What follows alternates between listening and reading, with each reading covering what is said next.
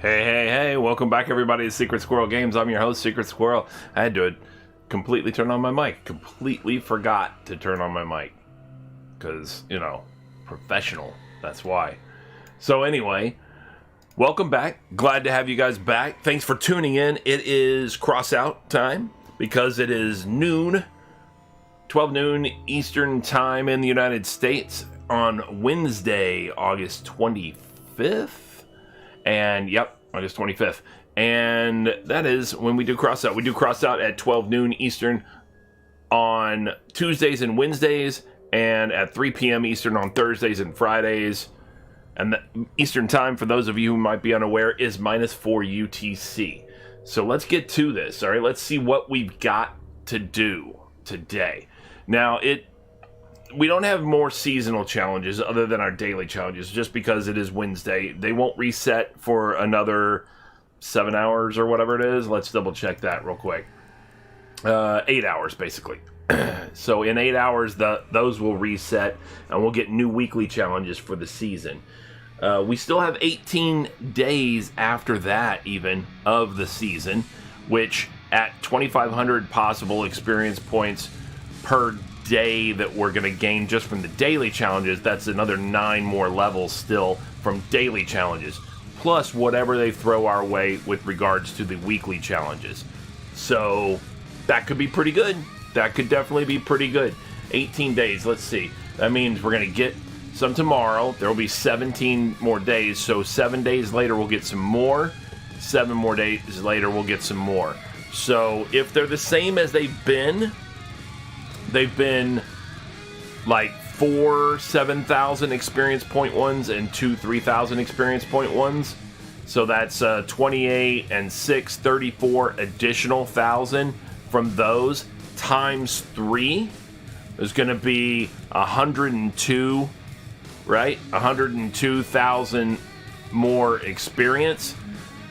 Off of this at 5,000 each is going to be it's going to put us at 20,000 or 20 more levels also, in addition to the 12 that we'll get from these. But let's see something real quick. It's going to put us at 20 levels plus 2 grand, right?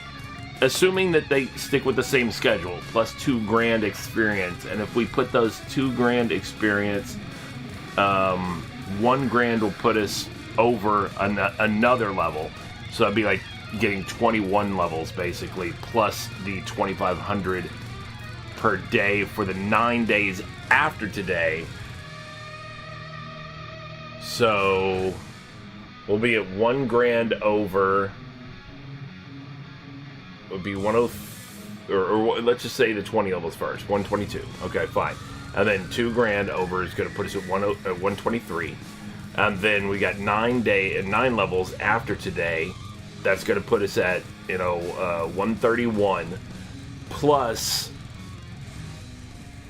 we would be at 4,000 plus, no, we wouldn't, we'd be at 1,000 plus this 2,500, so we're not going to gain another one after that. So we should be able to end, though, at like what'd I just say, 132? Yeah, level 132. So that's going to be 30 more levels total at 20 coins each. It's going to be another 600 coins.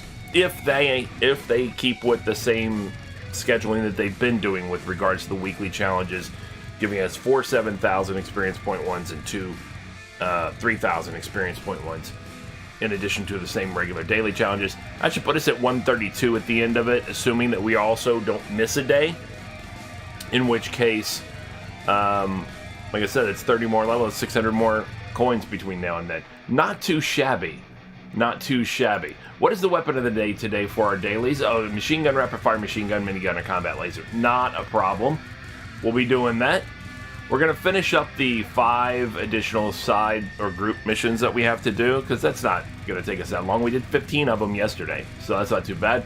We're going to make progress toward this weekly challenge here, winning 6 battles and easy raids. We're going to do 1 more of those. We're going to make progress here, doing 9 more daily challenges today, which is going to put us at 27 of our 40 required for the week for this weekly challenge. And then we're going to make some progress with 3 hard raids that maybe with electronics as a reward, maybe with copper as a reward. Either way, we need at least 3 of both, so it might be a combination. Who knows? We'll see what we have available to us. And we're going to replay this questline story mission here with one of the co-drivers that we need to level up still, so that we can get this big reputation bonus. You can see it doesn't give much in the where it says base completion rewards. It doesn't give much in the way of assets and resources there, but it does give a pretty good chunk of reputation. So, you know, we're gonna run with that. Now, none of the weekly challenges, even when we're done this week, are gonna get us to the point of being able to get a new Pathfinder's container, because as you can see, we're very low on engineer badges right now, because we just redeemed one. So we're good though, otherwise. Let's see, by the way, as far as equipment is concerned, what we also have. We also have all these neat little items. Super neat little items all over the place. Good to go. Alright, so we've got one of the owls that we need now for the Retcher that we're in the process of building. We're in the process of building this Retcher. We have all the parts. We don't have the batteries, and we're missing one owl. So, how much did that require? 750, right? And we only have 208. Yeah, that requires quite a bit of batteries. But we do need another owl. So, looking at owl here, we need a Sinus 0, we need an Ampere, and a Hawk still. Of those, do we have the parts necessary for each? We have the Sinus 0, we have the parts for the Hawk, and we have the parts for the Ampere. Good to go. Let's make it happen then. I don't know if you guys saw in the news, the Sinus 0 is getting nerfed a little bit in regards to the spread of fire at distance. They're making like 66% higher spread, so less accurate at distance with the Sinus 0. And it specifies in the news of the upcoming update that that is specifically to kind of nerf the hover builds that sit in the background just going with their Sinus 0s super accurately, you know, specifically to eliminate that, you know, to reduce that kind of thing, which is, as far as I'm concerned, is a little bit good, because I have to say it gets annoying when you're going up in a match and you don't have one of those per se, and your enemy team has 1 or 2 of those. I mean, consistently I've said, when you go into a match, especially a lower to mid-grade power score match, and there might be only one hover in the whole match who's sitting in the back with something like that, with Sinus 0s or something like that. I mean, I don't want to say 100% of the time, because I can't guarantee that, but like 90+% of the time, not only does that guy's team win, but he's the MVP, and he may even be the only survivor at the end. Every single time. And that's not just about player capability. That's clearly an equipment imbalance. So I don't mind that they're creating a bigger spread for the Sinus 0s to make them less accurate at distance like that. First off, it doesn't negatively affect me. In fact, if anything, it positively affects me. You know, and secondly, I think it's just something had to be done. You know, something had to be done to create a little bit more balance. Now, what does affect me is this here weapon that I do use quite often is also being nerfed just a little bit, but it's not that bad. It's not that bad, honestly. It's not really going to affect my play style as much. Okay, it's what's being nerfed is its capability to be used as a shotgun, basically. You know, because what they're doing is they're reducing its damage, its base damage. So, while you would think that that's going to affect everything, it doesn't really. It affects the close-up blasting of Retchers as a shotgun, essentially.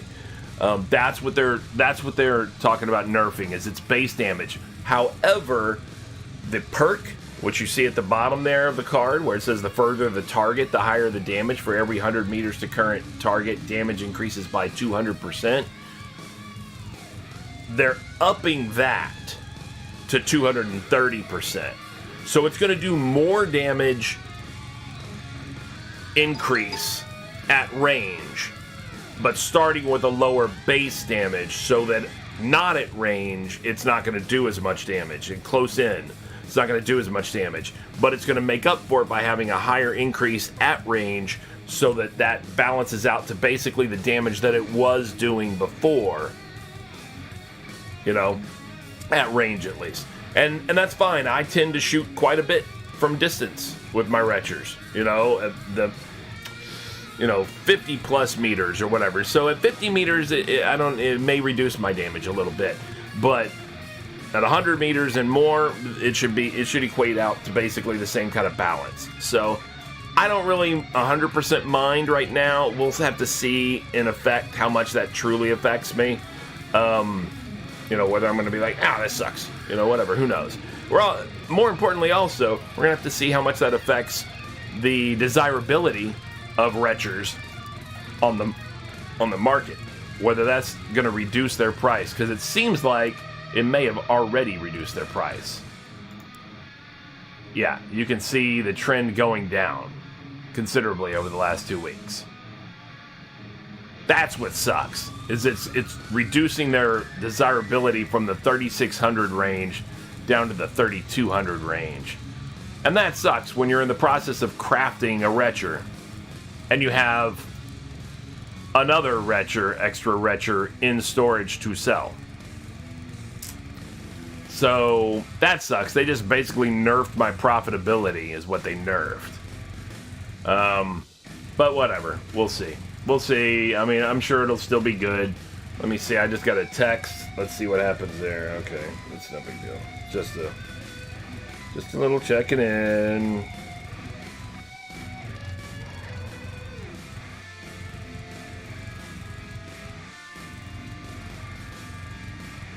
All right, so those are a couple of the things that are going to get affected: the Sinus Zero and the Retcher. There's some other things as well, but those are a couple of things. A few of the weapons have their projectile size decreased, like the Scorpion, for example.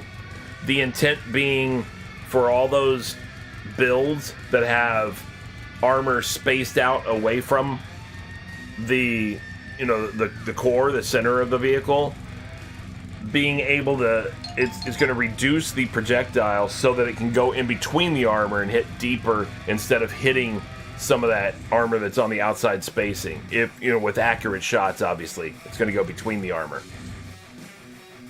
Except for the pulse weapon, the Quasar or whatever, the big glowing ball, that actually expands now as it goes further. It's going to get bigger as it expands, as it goes further. So it's going to have a higher likelihood of hitting, because it's not a super fast projectile. It's slower. A lot of people were able to get out of the way of it. And now you're going to have to get a little further out of the way, because the projectile is going to increase in size.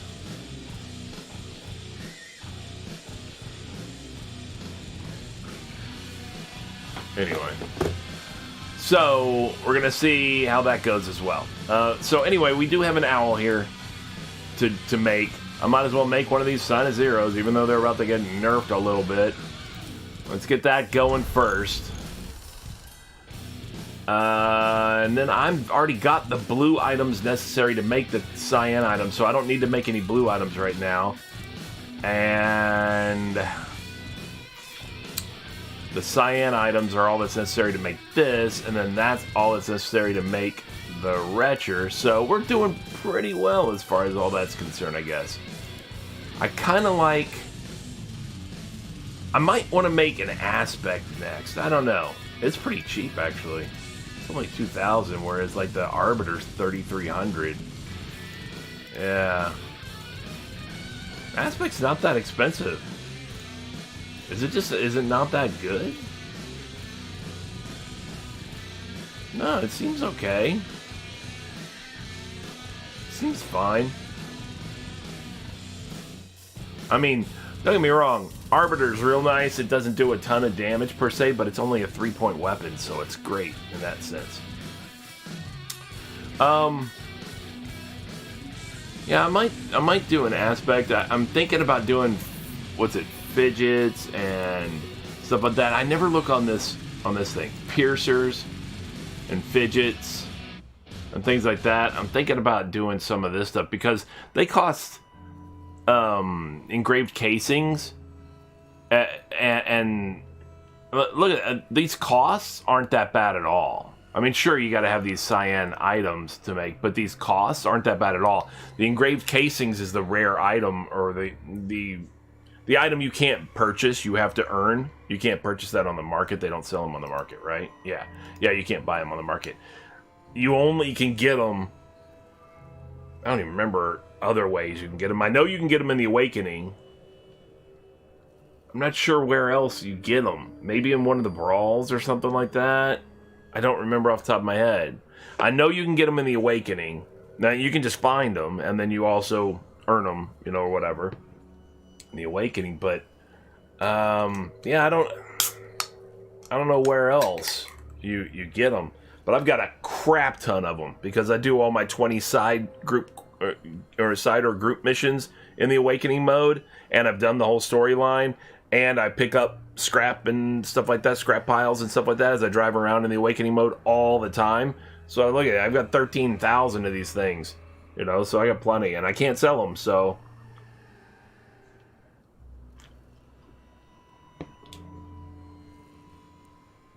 So I guess I might as well start making some, right? I mean, it seems like it makes sense. So maybe I'll make a Vector and a Big G. Oh, why'd I go there? Vector is a Nomad gun, right? Yeah, Vector's a Nomad gun. I could do that. Let me see. That takes 1/5 of 6.6. So 33, right? And this only takes 76 cents. Alright, no, I'm sorry. To buy the car jack would take 76 cents. This would use, and it only uses 33 cents of resources. So this is one where it's more profitable to craft it, definitely. Like, I could do this right now, easy. In fact, let's do it. I'll get a Vector going. And what was the other? Big G? Is that also in here? No, that's probably an engineer. Is that an engineer thing? Normally it would be an engineer thing, at least. But it's not an engineer thing.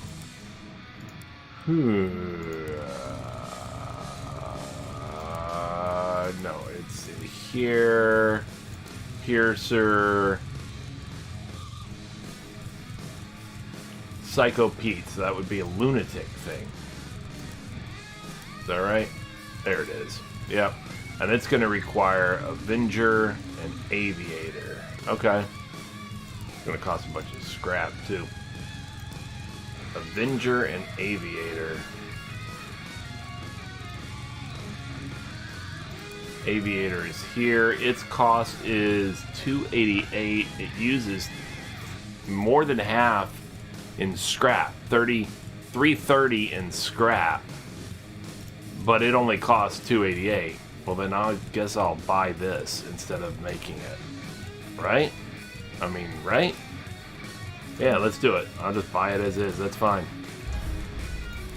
And then what's the other? Yeah, you just saved scrap. What was the other? Avenger.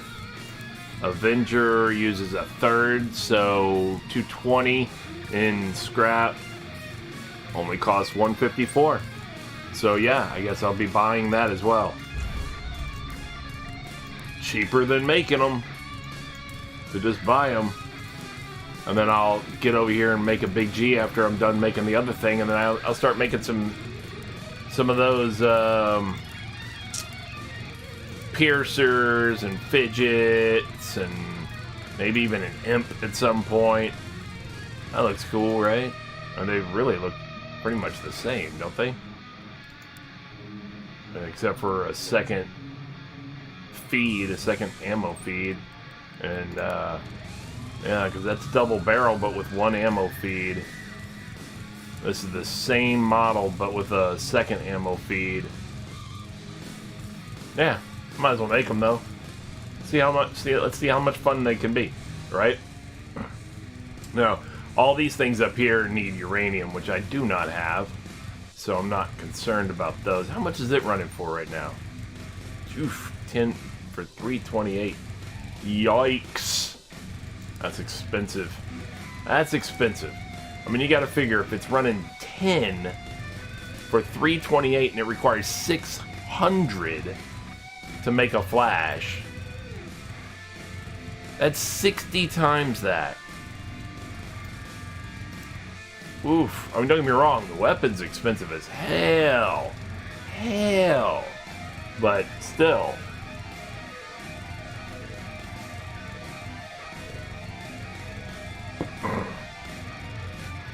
And I'm not saying that I would be interested in the Flash per se. What's going on, Energize? How's it going? How you doing today, man? Hopefully you're having a good day. Alright, so anyway, so I got this going because I am going to start to make some of those other things. Just made dinner. Good, good. You're in Poland, right?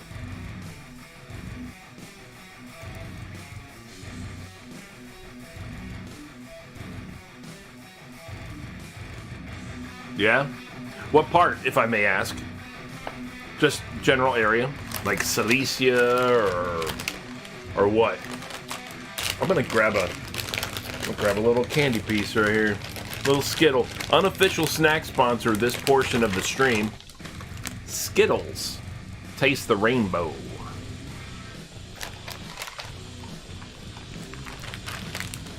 Warsaw. Got it. I'm familiar with Poland, kind of. Mainly from games that way back when that I played. Used to play a role-playing game called Twilight 2000.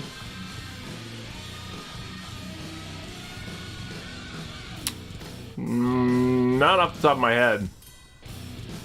But the name of the city does sound familiar. Just don't know about it from a salt mine perspective.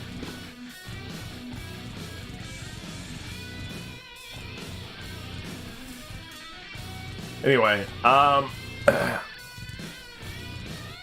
when he said a group, unless it was like part of the whole Lech Walesa kind of thing and all that. Krakow, yeah, see that, and all right, so that's the thing. So, I don't know if you've ever played Energize. Have you ever played any role-playing games? I'm not talking about computerized, but I'm talking about pencil and paper, like Dungeons and Dragons and things like that kind of games. Do you ever do any of those? Dawn's Children, no. I could do this. Okay. Well, so there is a... But you're familiar with Dungeons, right? You know what it is, right? Bunch of people sitting around the table playing like their characters. Yeah. Okay. So there's lots of different ones in different settings. There's sci-fi ones. There's other fantasy ones. There's modern era. There were like gangland ones, like back in the, the roaring 20s and the 30s and stuff like that time period in Chicago or New York or whatever, with the gangsters and stuff. There's all different themes. There's spy ones. There's all kinds of different ones, right? Well, there's one called Twilight 2000, which they just came out with the 4th edition version of it, actually, from a completely different company than before, but it takes place in Poland. And it's a limited nuclear exchange, Cold War kind of thing, but not so cold anymore. Limited nuclear exchange between the U.S. and Soviet Union back then, and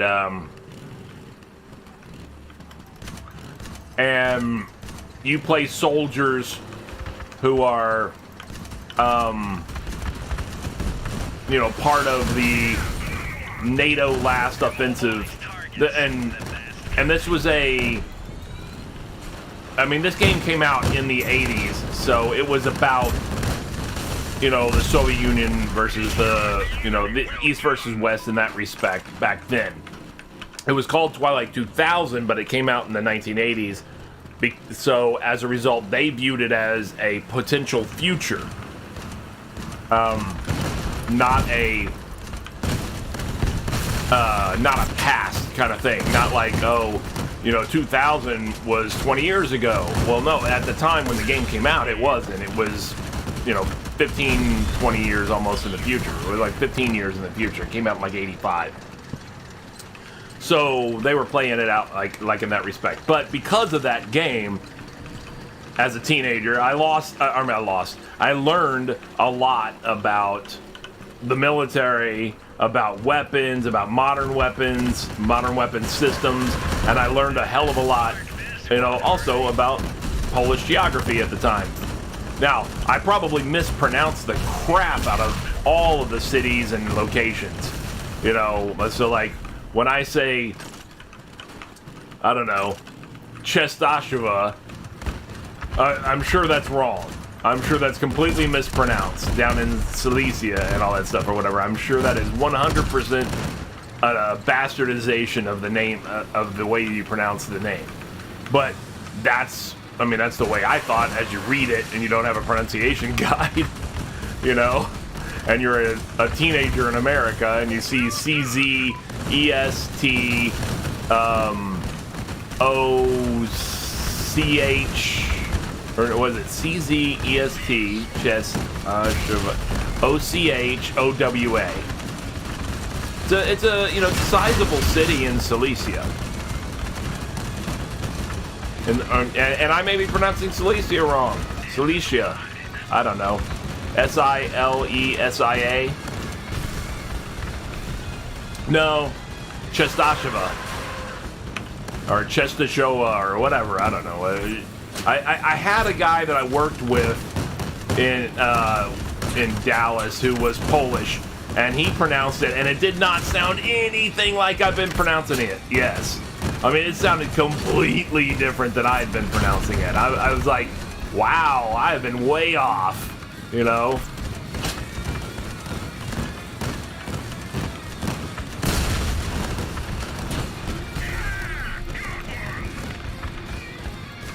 Oh, you're gonna try to do a phonetics version of it?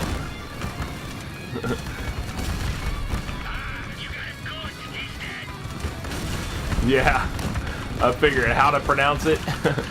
Yeah, I knew I would be way off, but at least I learned some about and they had a big adventure that took place in Krakow.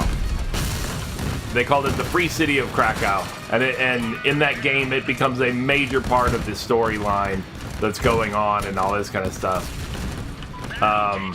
There's like a Soviet division that took charge, or a Polish division actually, that took charge of the city, martial law wise, but not in a bad way. They did it to try to protect the people and stuff like that.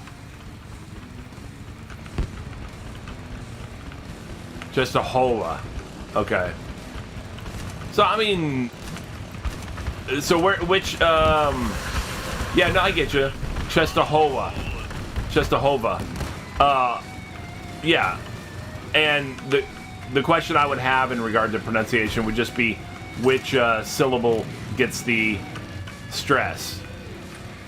Częstochowa? Is it Częstochowa or Częstochowa or something like that?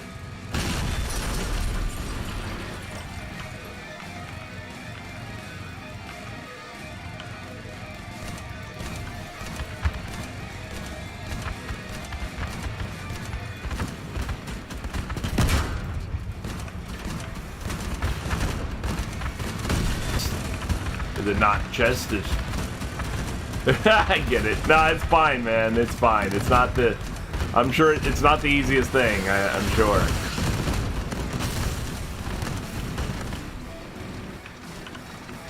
Thanks anyway. I appreciate it. But yeah, like I said, especially as teenage me playing the game, I guarantee you I had zero knowledge of how different languages pronounce, different letter combinations and stuff.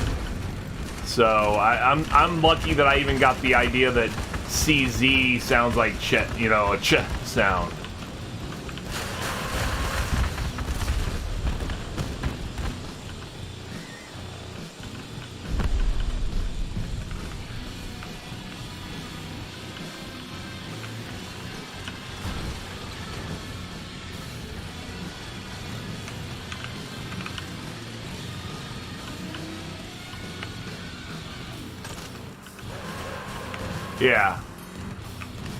Yeah, but the point being, don't get me wrong, that was a side point about my poor pronunciation of it, but the main point being that I did learn some things about Polish geography from this game as a high school student.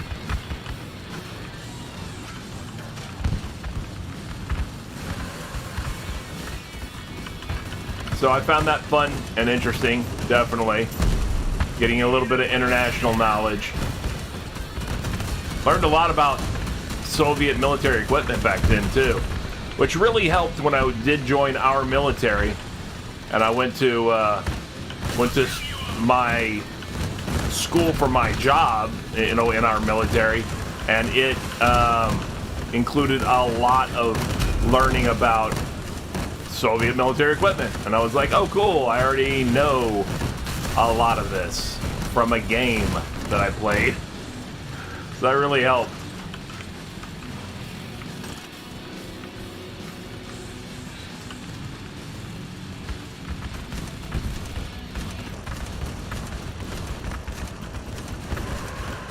One enemy down.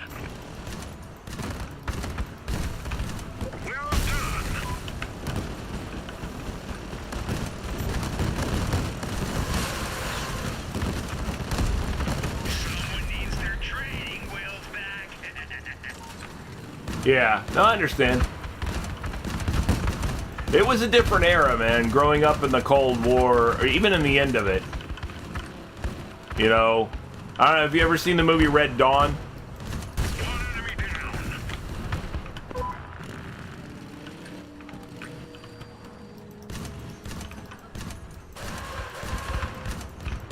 And when I say the movie Red Dawn, I'm not talking about the remake with one of the Hemsworth guys or whatever. I'm talking about the original with Patrick Swayze and Tom Cruise. I'm not Tom Cruise. Charlie Sheen and all of them. Jennifer Grey and C. Thomas Howell.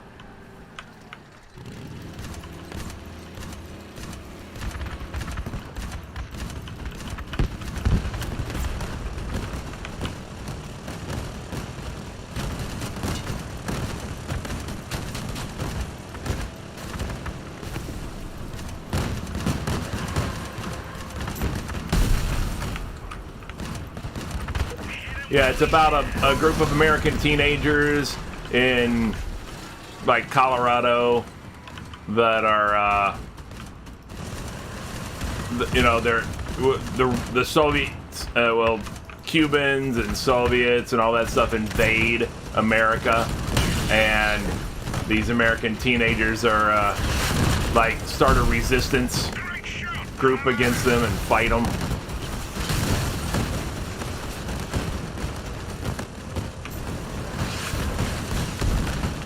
Patrick Swayze and Charlie Sheen are brothers.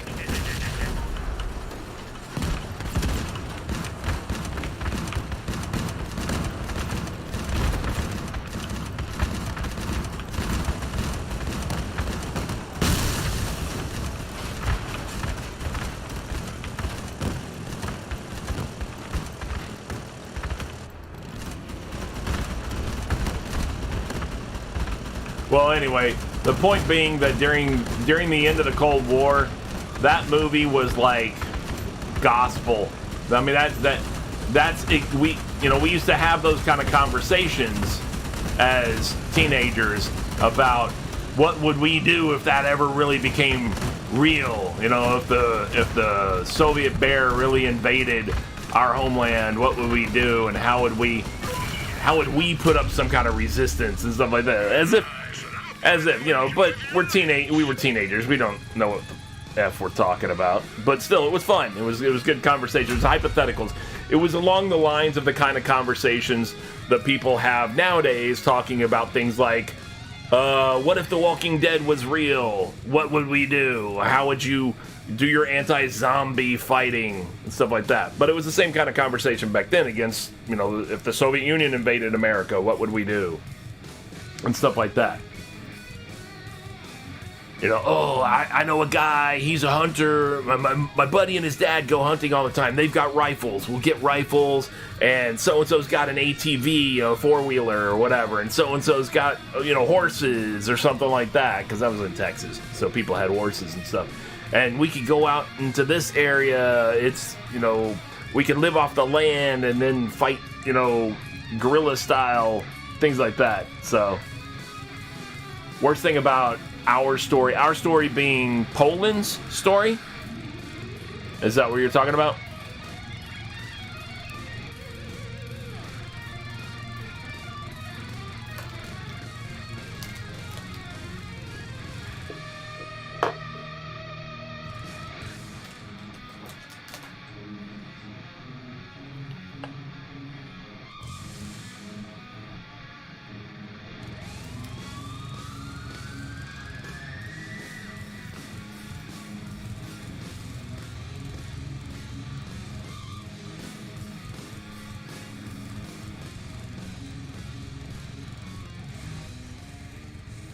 Well, yeah, clearly the Blitzkrieg, was a big, bad thing. Between Russia on one side and Germany on the other, yeah, you guys were kind of not in a great place, especially in the World War II era.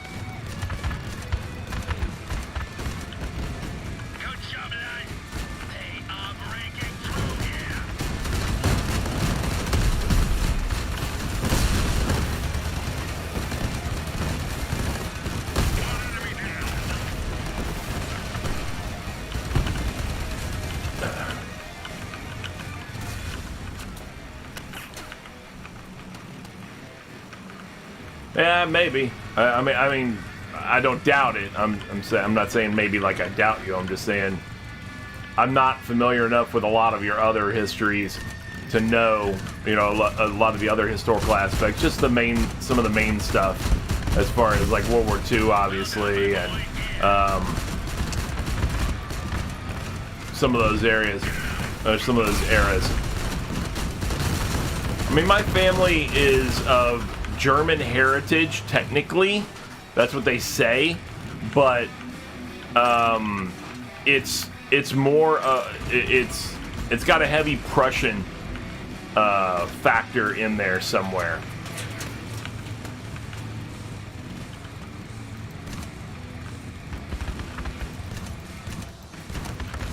Uh-oh.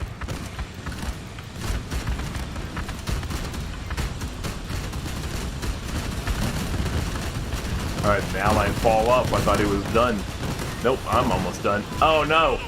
I am... Oh, woo! I thought I was stuck. I thought I was gonna get stuck on that fence. Oh, now I am! Now I am. Nope. Ah, I worked my way out of that one too. Nice. Silly me, making the same mistake twice. Backing right up into that same fence. Yeah, I loved, did you ever see the movie,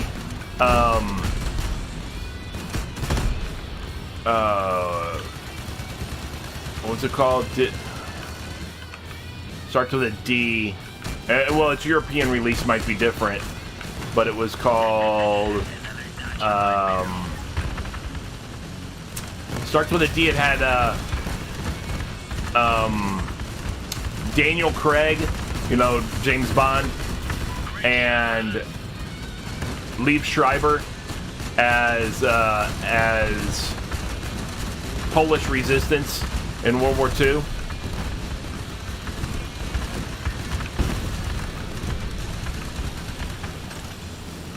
Out in the woods, building themselves up a resistance force and everything.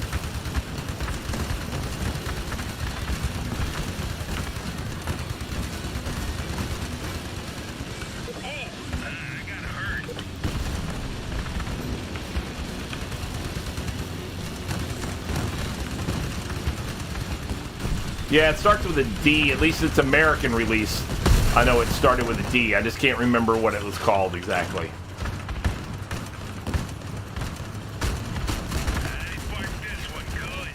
Defiance. That's it. Did you see it? It was a good movie. I really liked it.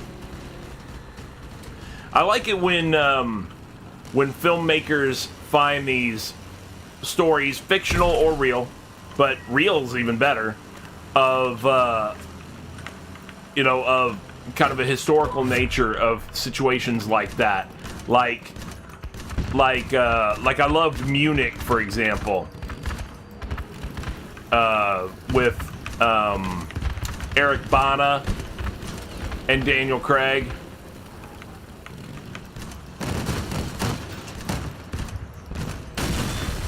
Wow, get on him.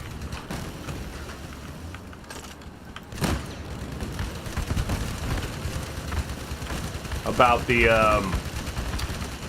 Israelis sending that team to hunt down the guys from the Munich Olympics massacre.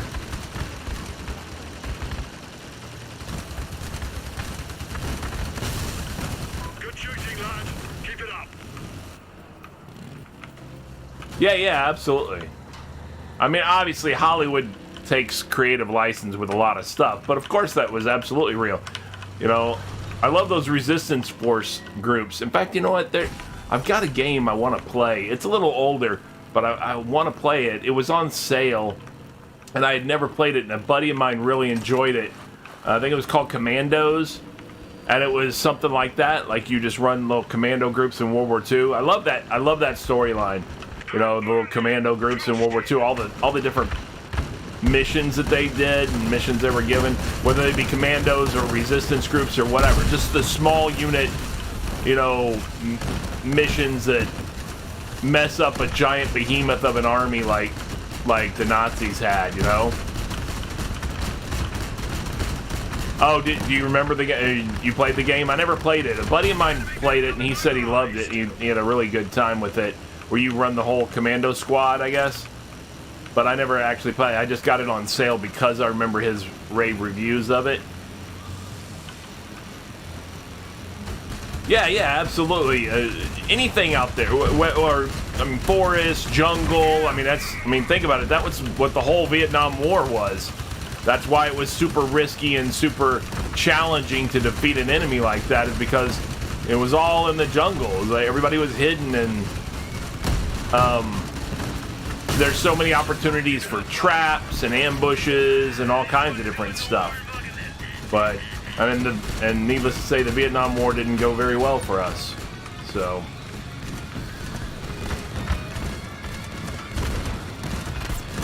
Oh, really? That's dumb as hell. Why would they do that? That's the whole plot. The whole plot, was that you're fighting the Nazis. I hate revisionist history. I hate when people take... don't get me wrong, that wasn't history. It was a creative thing, and I get it. That they can just say, oh, well, it's entertainment, it's not actually history, and therefore they have no obligation to stick to that plot or anything with it. They can just say, no, it's just some commandos doing raids against a fictional enemy, whatever. But I hate when people do it with real history, definitely. When people sit there and they go way overboard with trying to remove these things, as if the Nazi symbol is offending anybody, especially in a historical aspect. It shouldn't be offending anybody to see the Nazi symbol. Now, what they did should absolutely be offensive, but their symbol, no, not at all. I mean, if you're presenting it in a historical context, it's different if you're waving the flag around while you're marching somewhere, you know, in favor of it. That's a different story. But to sit there and have it as part of a story, especially if it's a story that makes them out to not be the good guys, and it's a story that shows that you're fighting them, then yeah, it should definitely be there. Yeah, I hate revisionist history. I can't stand that. So, like, on 9/11, which the 20th anniversary, unfortunately, is coming up for that. On 9/11, they did, you know, there's a famous picture of New York firefighters who were hoisting the American flag at the ruins of the World Trade Center, right? And they decided to make a statue about it, right, in New York. And they made this statue, but they changed it. They didn't make a statue based on the picture. They made a statue, and they wanted to be all inclusive and diverse and everything, even though the picture was white firefighters. No, they changed it so that there was like one of each of these different ethnicities instead. Same pose of the firefighters doing this, but they changed the ethnicity of the firefighters in the statue. So it's no longer historical, now it's just representative. And they think that that's okay, and they got a lot of flack for that. A lot of people were saying, what the hell are you doing? You know, that's not who was there. Those aren't the guys who did that. You know, there were other guys involved, and there were all white guys. You know, just make it historical and leave it alone. Be done with it. Damn, man. I'm just getting jacked up here.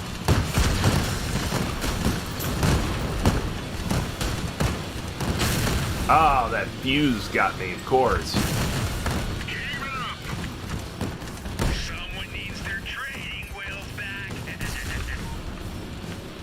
At least I took all the ads.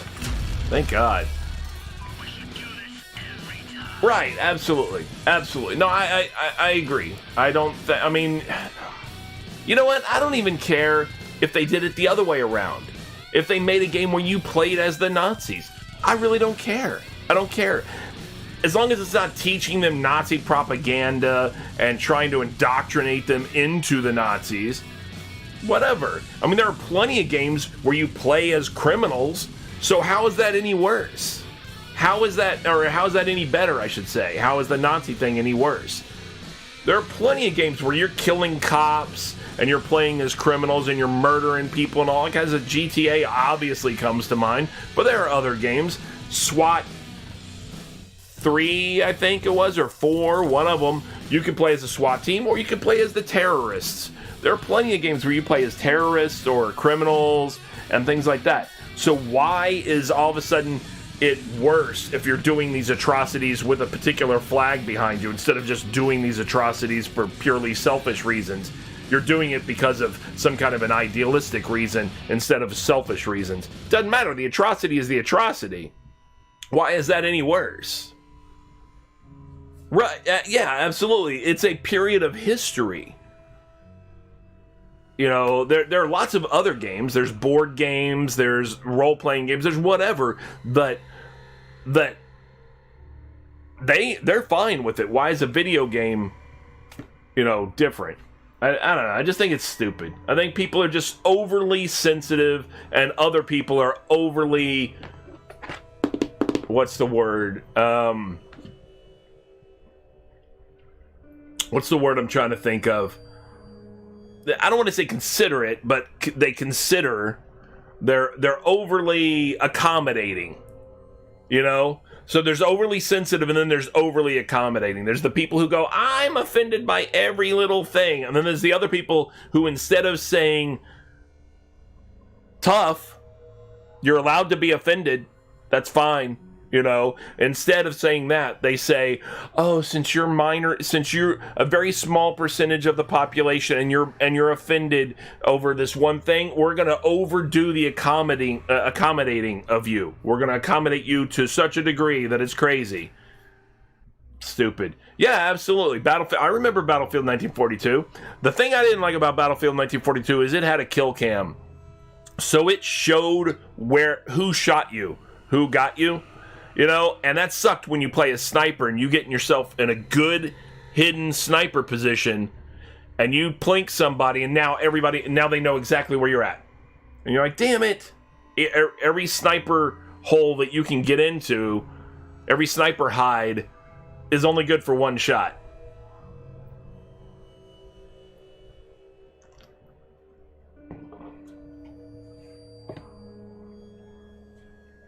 I hated that. That annoyed the crap out of me. Because I like to snipe in games like that.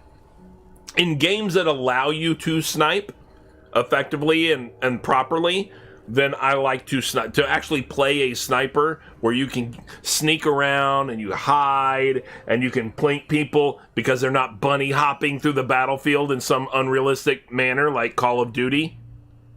Which is why I don't play Call of Duty multiplayer. I don't like it. It's way too unrealistic. Now, Battlefield, I used to love the Battlefield games. Battlefield 2, I loved for that. I mean, you start jumping and it uses up your endurance, and then you're tired and you can't jump or run anymore. So nobody jumped everywhere because they wanted to be able to sprint instead, you know, so you didn't jump, and it was much better. It was much better because you get yourself in a nice sniper hide, you can start plinking people. Which is what I like to do.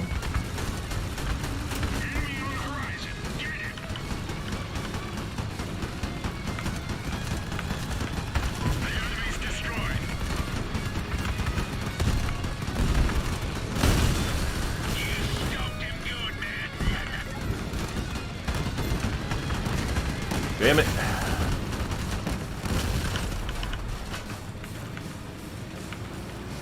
So I'm loving this. I'm not even affected really so much anymore. But some of the hard raids, I don't know if you ever do raids, Energized, or not. Yeah, I thought about it, except for, you know, it's hard because vehicles don't generally stay too still for very long, you know.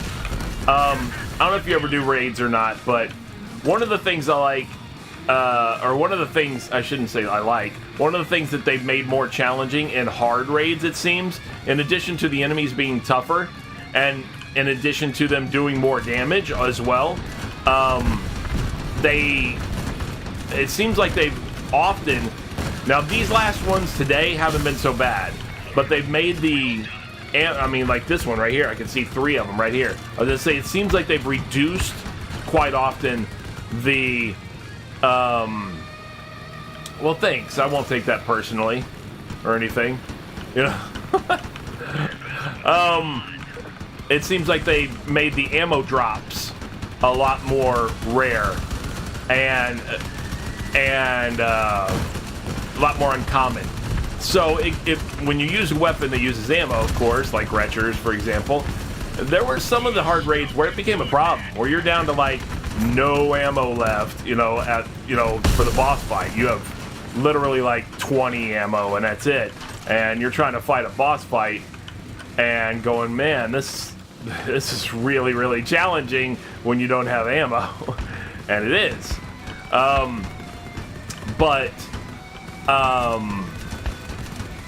I got another expanded ammo pack in a Pathfinder's container, so I definitely like that, you know, because now I mean, Retchers normally by default only have 62 volleys in them, and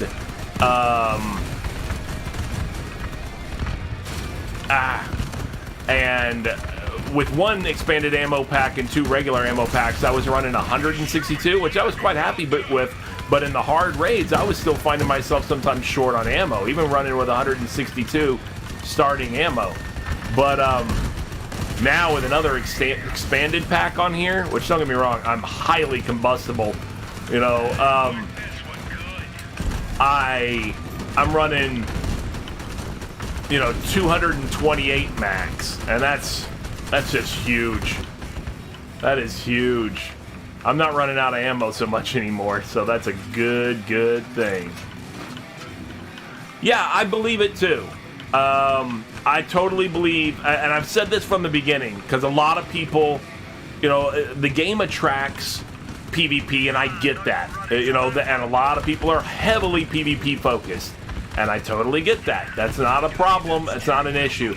But I do think that there was a ton of PvE potential that has been neglected in this game. They have plenty of opportunity to make PvP really fun and rewarding. And what's there is not bad, but they have potential for a lot more. And I've said that for a long time. I've been a big time proponent of it because I actually enjoy PvE. I enjoy it. I'm more of it. Absolutely. There is lore, there are characters, there's a world, there is a history, there is everything already established. They have a ton if they just not fleshed it out more, but used it. I don't even say that they need to flesh it out. It's fleshed out. It's there. They just don't do anything with it.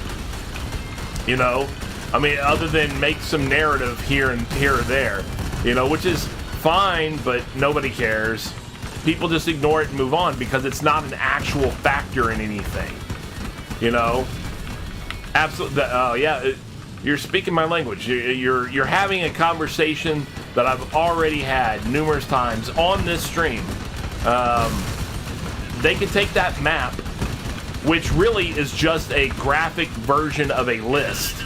That's all the event map is. All it is a list.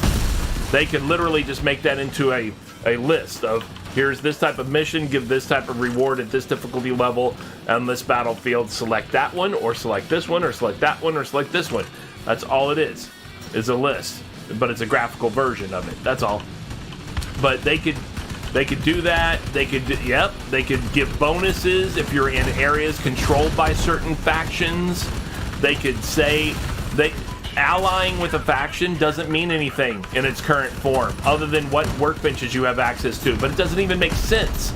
Like right now, my co-driver is of a different faction than what I'm allied to. Why wouldn't that be at least a restriction? Why wouldn't they say, hey, if you're allied with this faction, then you get the co-driver that's with that faction, because the co-drivers are assigned, are affiliated with particular factions, and it doesn't even matter. You can use any co-driver with any faction. Why don't they say, here's the political situation between these two factions?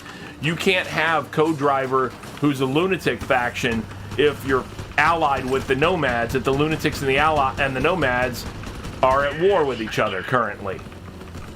And they should have that as a constantly shifting and fluid situation, you know, that says, you know, these factions are doing this or doing that currently or whatever, and as a result, that's going to limit your co-driver options. It's going to limit what workbench you can switch to or whatever. You can't just switch alliance between here and there super fast.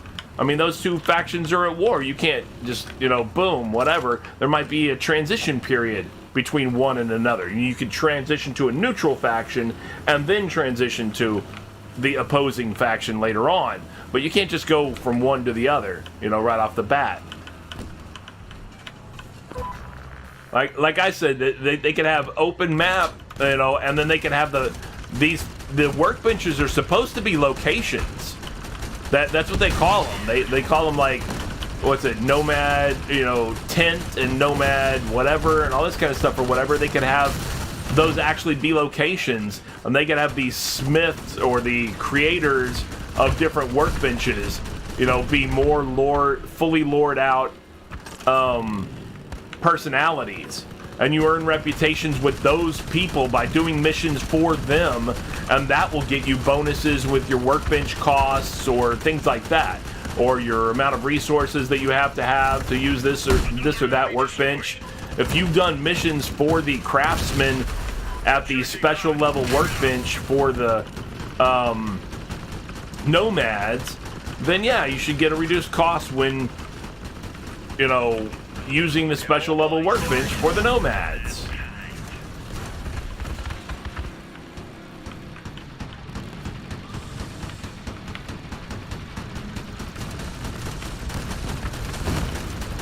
I knew that was going to hit me directly, and it did. Yeah, absolutely. But yeah, it's ridiculous that they don't use those factions for anything. I mean, they write narratives saying so-and-so has this problem and so-and-so is doing this, IDXO is doing this, and Magellan wants you to do that. But there's no faction repercussion or faction benefit specifically for doing it. It's just the source of the story is all they're doing it for. To say why the story, why the match even occurs or exists. But they could totally flesh those things out and do something with that. They have the lore, they have the characters already created, they have the artwork, they have all that stuff. They write things with the lore, and most players don't even pay attention to it because you don't need to, because it doesn't affect your gameplay at all. It should, but it doesn't.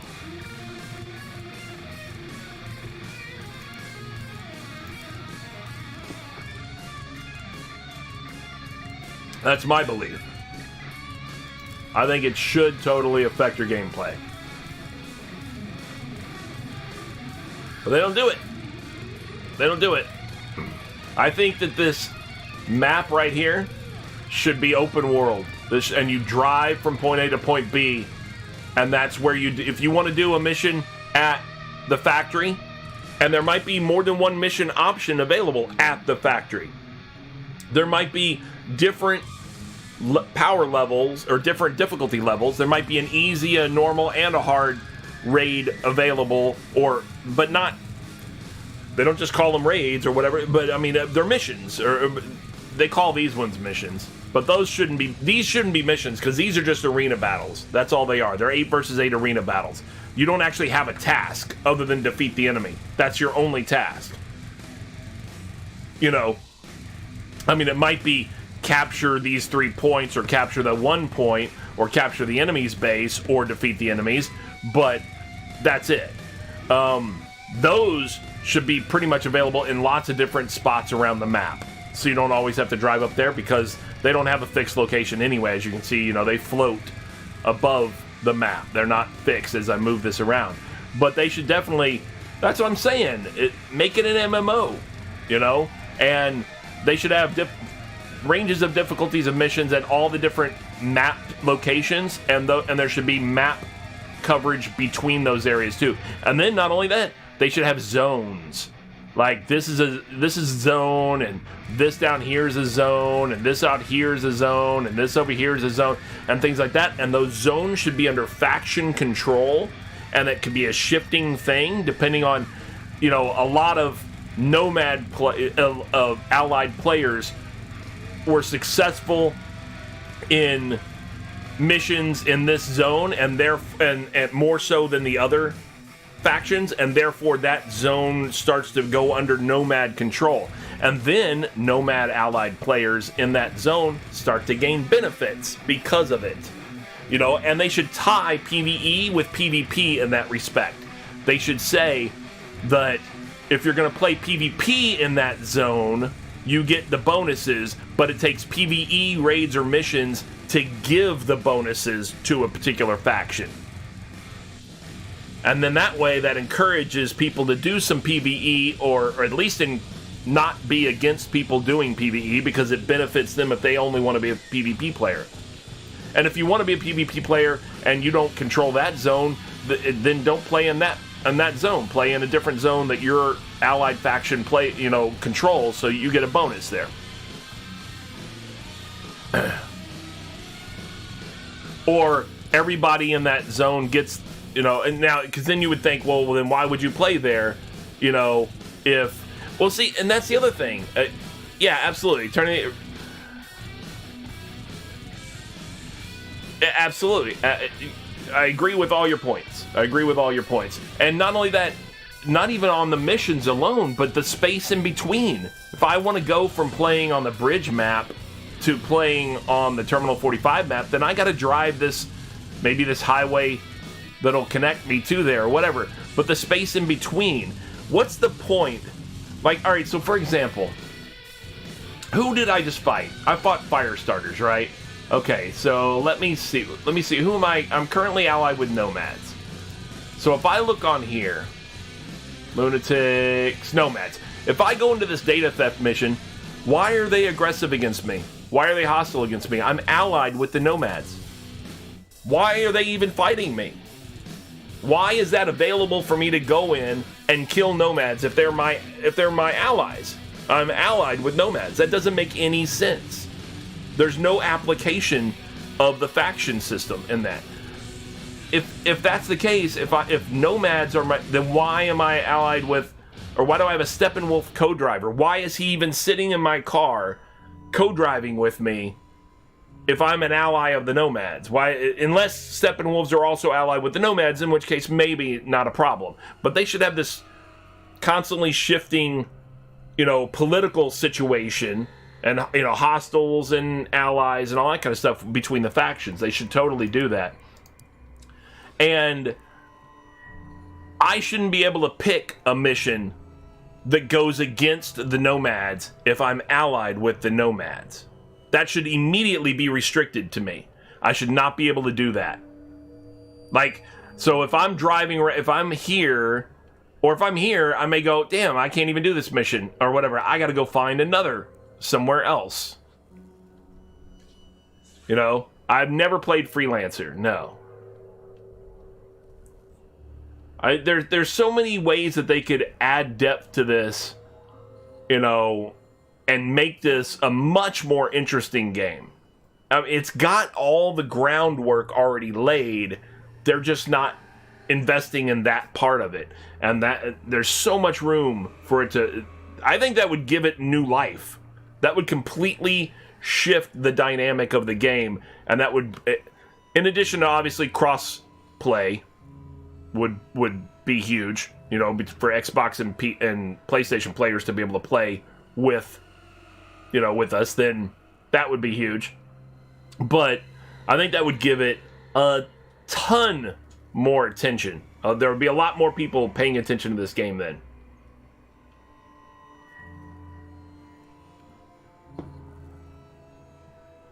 And I understand that it's a big project to do that, to map out all of this area. But if you think about it, parts of these areas are already mapped out. There's a big factory map here. There's a big Terminal 45 map. All you're really having to do is connect the two a little bit, have an entrance area into an instance, basically, like you would do in WoW or whatever when you go on a raid. You go into an instance. Well, that instance is your battle map. That's all it is. But just flesh out the area in between a lot of these areas. That's all. And you've got plenty of... Yeah, that's true, too. And you've got plenty of idea already here on the map for you. It's not like you'd have to just completely come up with the creativity of, well, what do we put here? It's already kind of mapped. It's already shown here on the map. You know that this area over here is more desert and stuff like that. You know that there's a small urban, or at least suburban, I should say, area there and here, and here, probably a factory kind of area, more industrial over here because you have factories and chemical plants and stuff like that, and railroad lines that go through here. Not sure exactly what this indicates or whatever down here, but this is clearly a major industrial area in the middle. I mean industrial, urban area in the middle. And this is clearly an airport. I've never seen an airport map in here, but that would be amazing. Why don't we make an airport map? It's right here. It's perfect, And these ones that do random maps or whatever, you should have a few access points for those. Geographic access points. So that if you're in this area over here, you don't have to drive all the way across the map to do one of these arena battles. You could just access a random arena battle somewhere over here, and one up here, and one down here, and one over here. and stuff like that, so you don't have to drive real far. But they can access them wherever. Or don't even make them drive. Just keep them floating and they can access them wherever they want. But yeah, there's so much more they could do with the factions. They've got all these characters. They have descriptions of them right there. There's a paragraph description.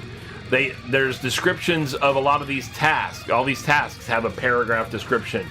You know, make it, tailor it a little bit more, polish it up, interconnect it. It'd be great. This part would all be open world, you know, but open world, maybe not where everybody's in the exact same world because of server loads and stuff like that or whatever, but at least, you know, like if you drive into a particular zone and it loads up that zone for you, you know, there's at least 20 or 30 people in that zone. Now, somebody else could drive into that and have a different 20 or 30 people in that zone for them. It's just a different, you know, version of that same zone or whatever for them or whatever. Who knows?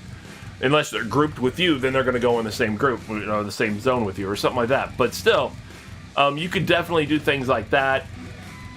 You could definitely, that way you could have some kind of a central hub, because then you increase the social aspect of the game. And that's what you're really doing. Not only are you increasing the PvE and the interaction with all your lore and your factions, but you're also increasing the social aspect of the game. Because right now, there's no place that I can just show you my car. The background music sounds fine to me. But what unless you're watching my stream, or you're grouped with me, and then you can see in my garage perhaps, or something like that, or I show you, or I give you a link to an exhibition item, or something like that, there's no way for battle, and we're just off on the side. I can't go, hey, check out my car, and just kind of do some circles, and you can see around it, and kind of go, oh, that's cool, and all this kind of stuff.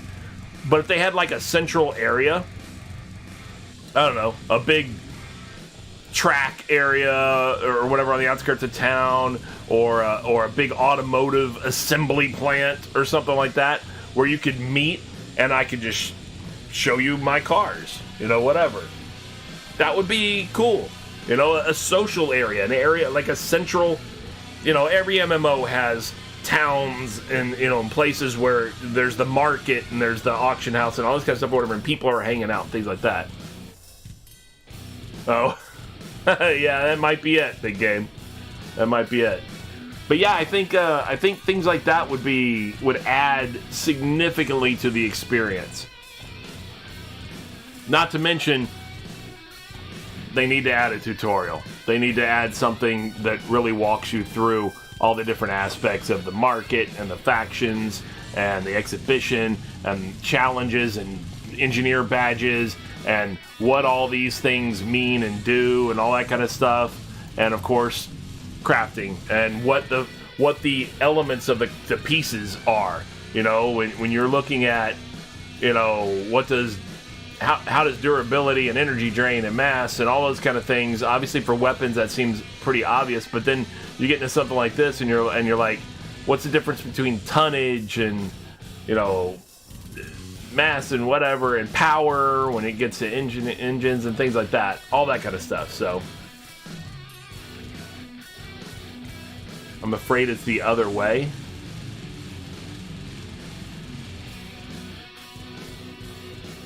Energize, if you've typed anything since multiple channels, since the word multiple channels, I haven't seen it.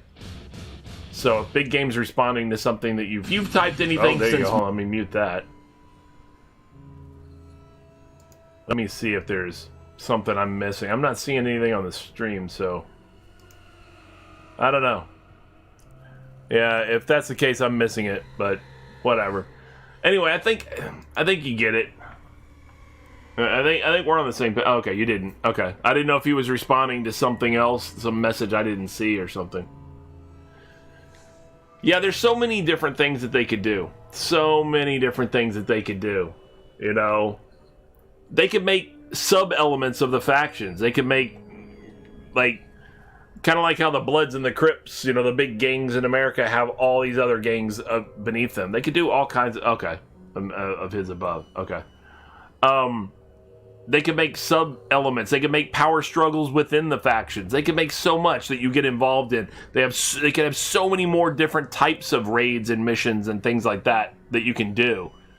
You know, so they should also make it where there are PvP matches that are faction versus faction. Like if you join this side faction or whatever, well then guess what?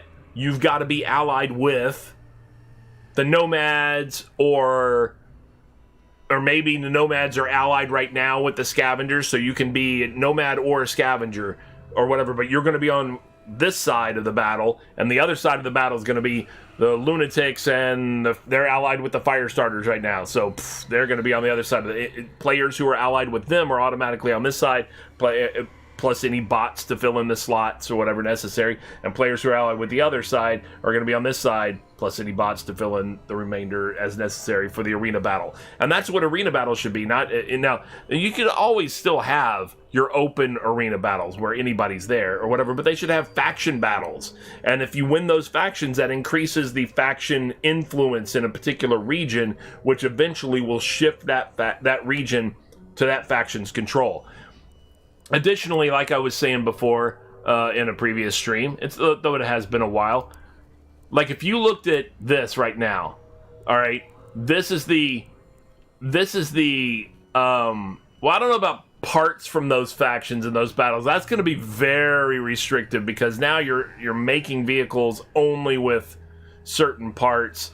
You're going to have everybody have to re-engineer their vehicles. That gets complicated.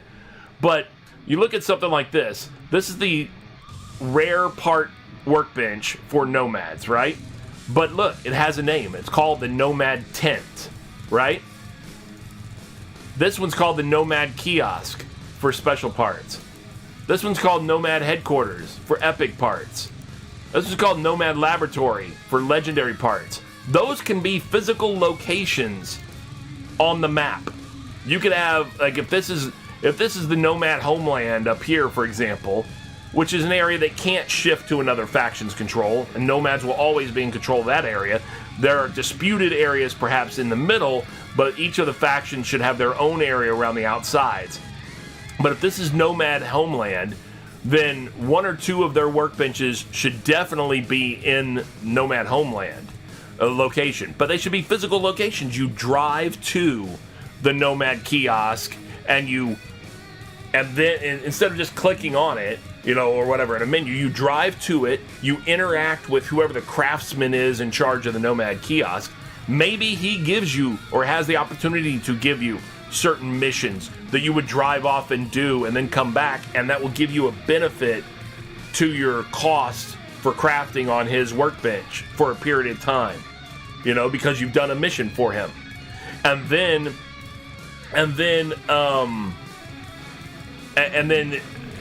you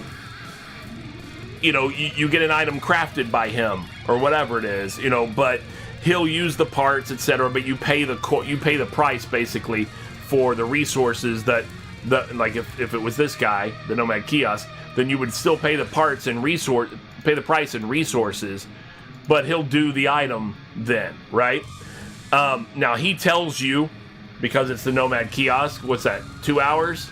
Yeah, 2 hours, right, for crafting. He tells you this will be available in 2 hours, whatever. You got to go drive off and do other things, or you can drive off and do other things. And then 2 hours later, the item is available for you to pick up. You don't just go click on it. You have to drive over there and pick up the item. You know, it's like it's a real item. It's a real person with lore and a character that they can draw up who represents a particular faction's workbench.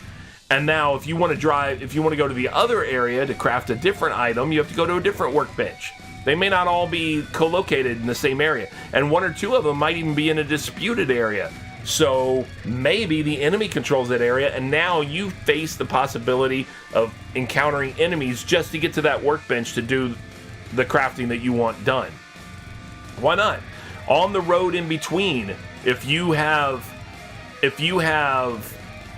affiliation with a particular faction, you should be encountering factions that are opposed to the faction that you are allied with and fighting them. All that stuff. There's so much more they could do for growth of this game. I mean, I like the game. It's fun, and it's pretty polished, but they're just missing out on so much more they could do to add depth to the game. The main menu used to be a camp where you could build different buildings and craft at parts at workbenches. I don't remember that at all. But then again, all I used to do in the very beginning when I first got the game was come in and hit battle. That's all, because battle would default to the scrap, get the scrap, and that's all I would do. I never even looked at any of this other stuff. Well, yeah, but they're not. They have lore, they have characters, they even have artwork, and they're not using it. You know, they're just not using it. You know, it would be great if they just used it. You know, develop the game more as an MMO. I think that we get a ton more attention. You know, and especially if it also had crossplay, Xbox and PlayStation players on the same servers, just like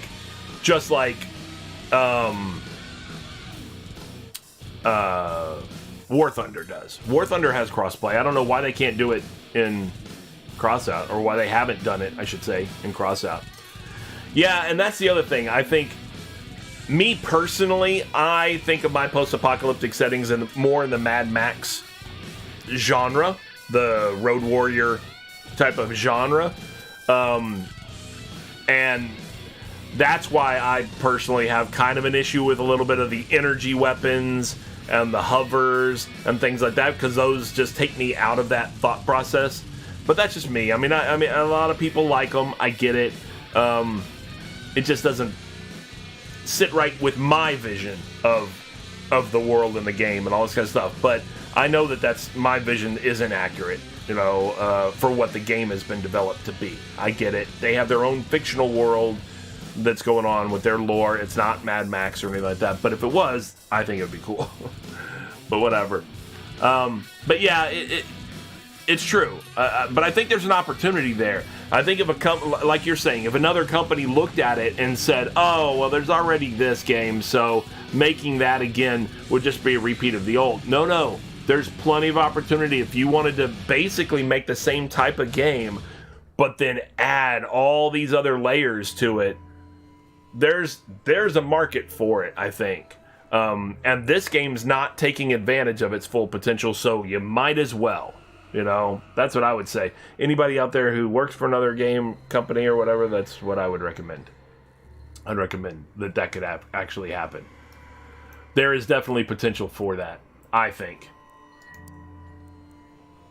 Alright, I'm just going to go get my easy out of the way with my 20 remaining fuel.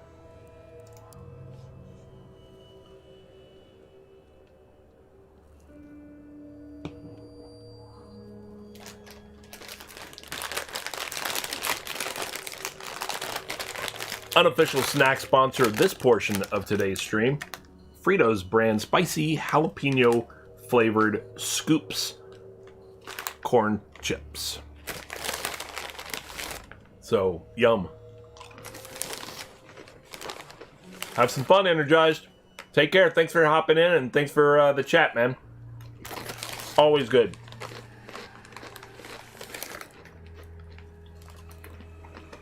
Dig for some salt.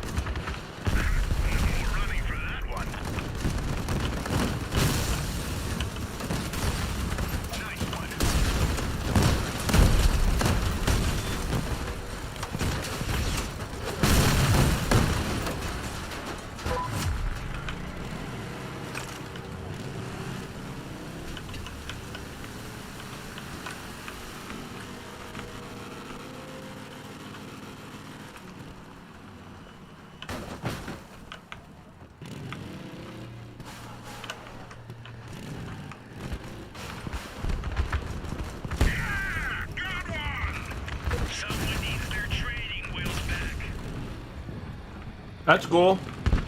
Yeah, I'd be interested.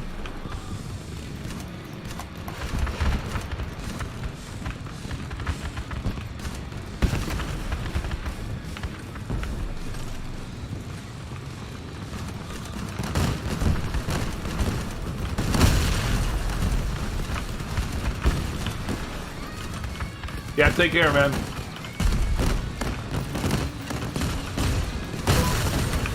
Thanks, Energize. Have a good day, man.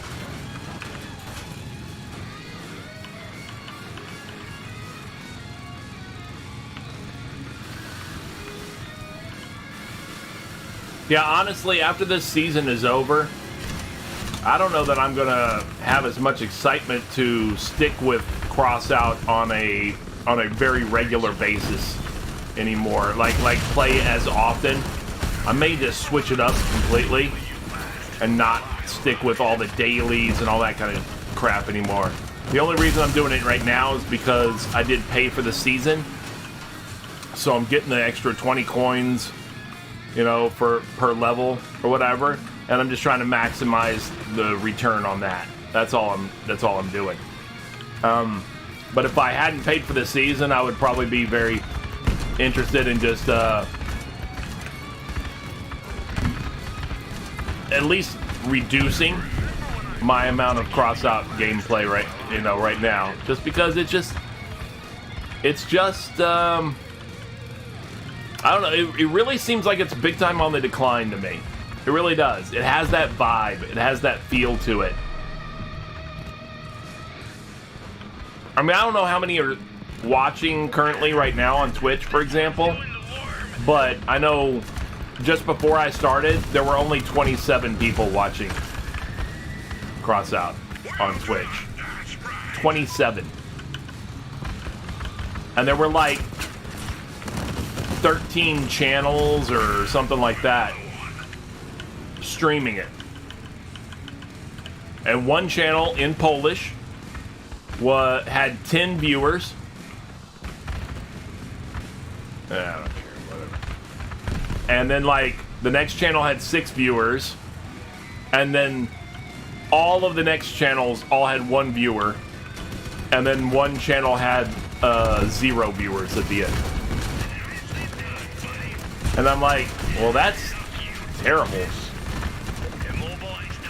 I mean, don't get me wrong, it's never been a real high viewership game anyway. It routinely, though, was getting in the neighborhood of 50 to 60 viewers, but 27, I was like, that's ridiculous.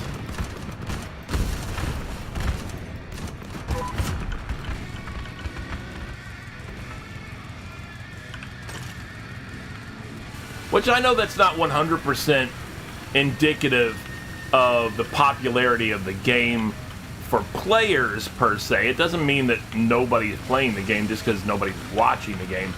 But it does kind of reflect a little bit, at least on interest in the game. You know, the level of interest in the game. And if you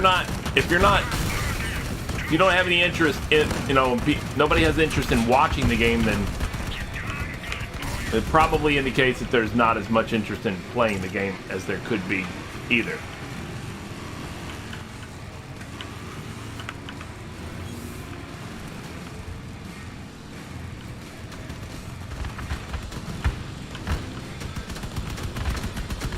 How are you gonna run now?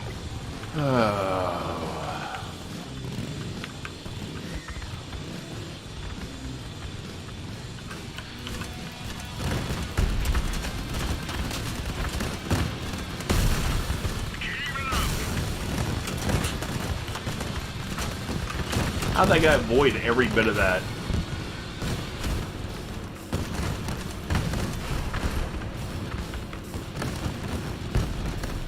Was that guy still there? That guy is still there.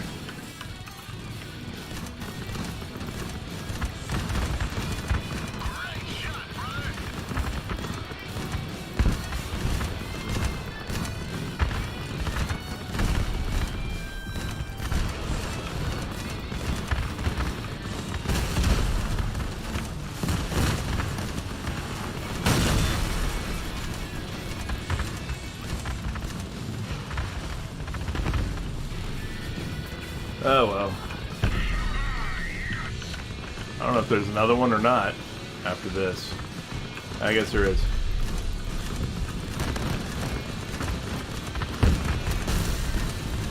Hit him while he's down.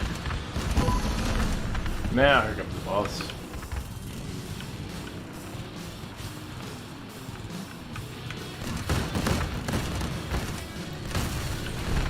Well, that was easy.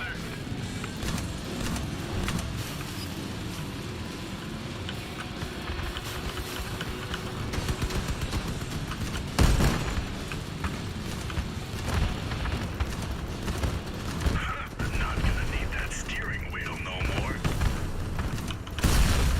Keep it up.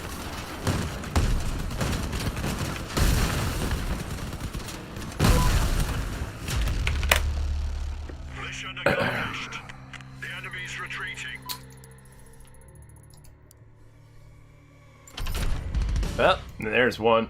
Boom, another 20 coins, baby. How many more patches do I still need? One here and then 6 more. So I need 7 more patches. That's fine. I've done my raids. I'm gonna go ahead and go do this real quick and knock this out before I go do my missions. Knock those out. Do-ba-da-ba-dee-da-da-dee-da-da-da-da.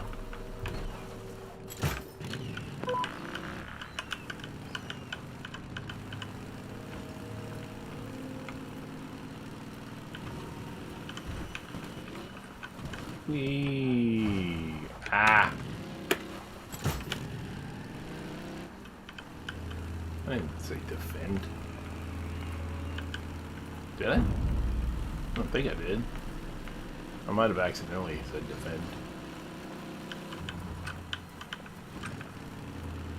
Wasn't intentional though, I can say that. Oh, look at you. That's cute that you want to throw grenades. Let me show you how it's done. Fool. Fool. Homeboy thought he was a grenade launcher guy.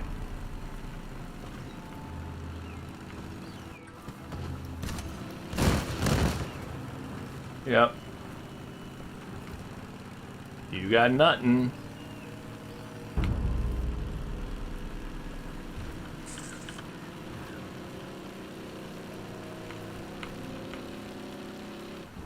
Alright, we're gonna, I really hope I have the right guy in the co-driver's seat. I think I do. I think I looked before, didn't I? And I think I have Hans. I think I have Hans, yeah. I don't think, yeah, that's what I looked at.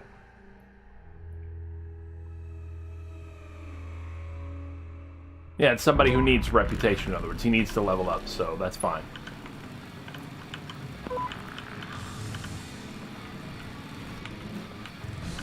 I'm gonna face these dudes.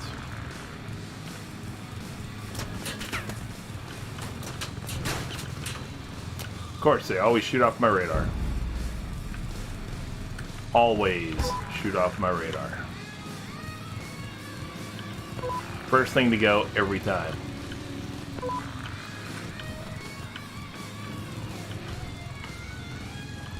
That's why I built a Maxwell, and I'm not even using it. I meant to do that. A specific, you know what? Specifically built that. Okay. Alright, I'm just gonna return to garage now. The way that went. Yeah. I don't care. I'll have to come back out and redo it. But before I do it,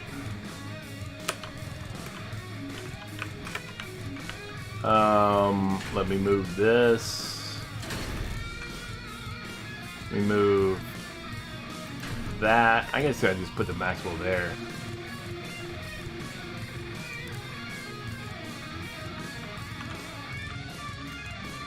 I can go in there, can it?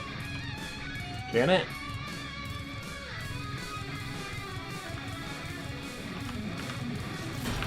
Can it not mount that way?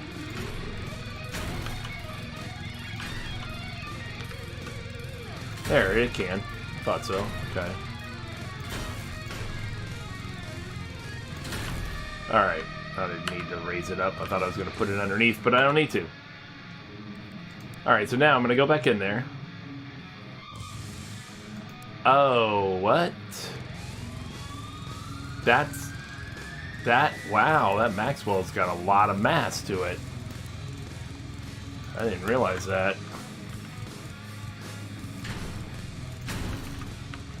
What is that Maxwell's mass? 288. Holy crap, tasticles. Alright, well, what's this? There's 72 I can just get rid of. I still need 52 less mass.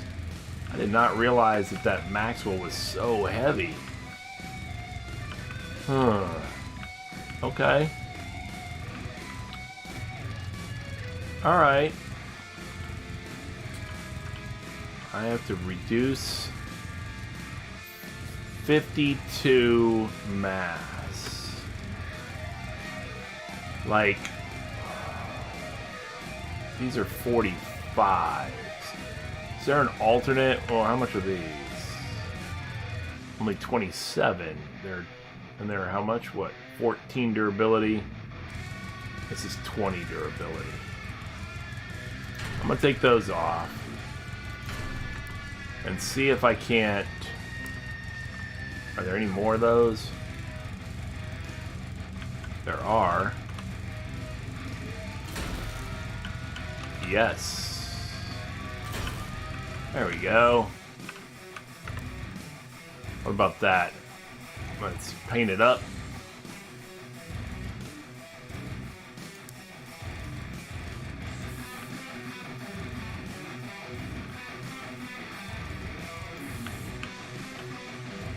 Or do I go with the boom? I might go that way. Boom. Yeah, do it that way a little bit. That's cool. How are we on mess? Oh man, seriously? 16? I still need 16 more. I guess these could come off. Not a big fan of that.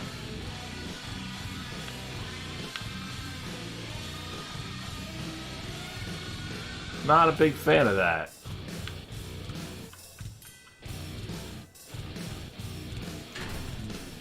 Well, here, maybe if I put this up here, I get rid of that. That's 12. That still leaves me 4 over.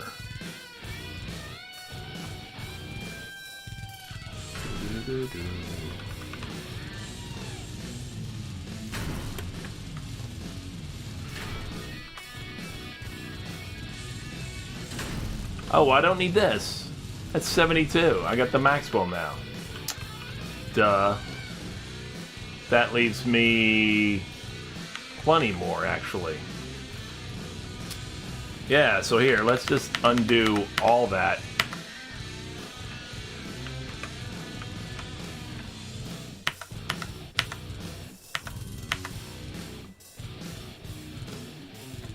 Yeah.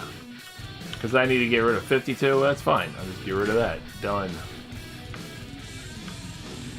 Yeah, that's fine. I'll just leave the car the way it was. I'll just get rid of that piece.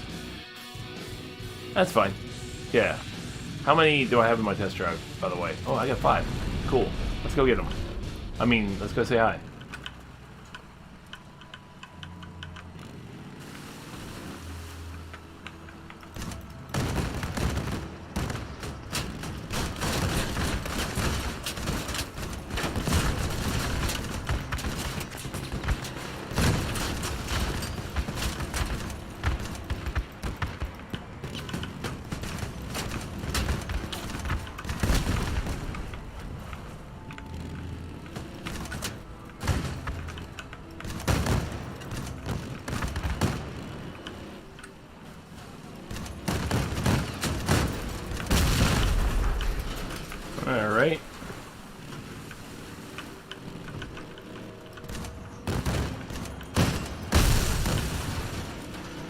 That's 3. Oh, hello, Gore.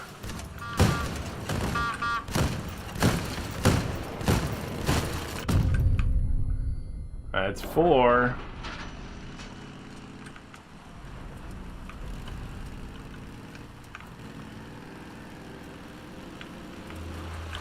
One more out here somewhere.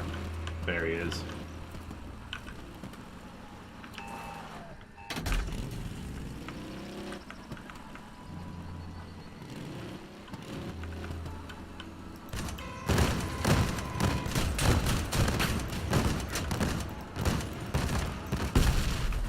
That's 5.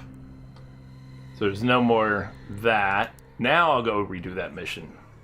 I put the Maxwell in here instead of the Tamer. So I should have, and it's protected. It's underneath the top with the ammo crates and all that stuff, the other coolers and all that kind of shit. It's a longer range radar too, for that matter.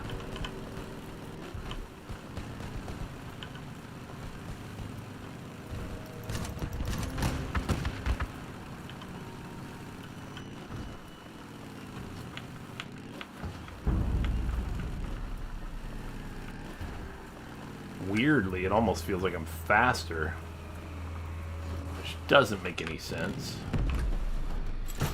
Not at all. That wouldn't make sense. Oh, I can see the things a lot better, a lot further. What the missions are. That's awesome. That'll help. And my radar won't get shot off now.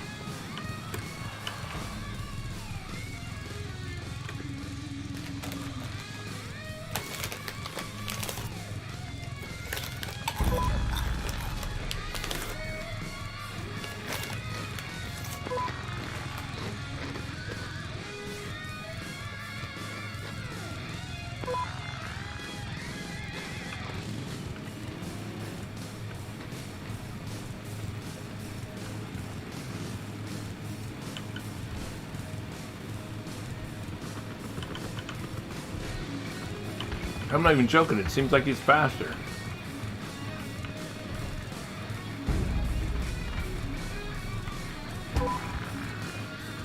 It's really weird.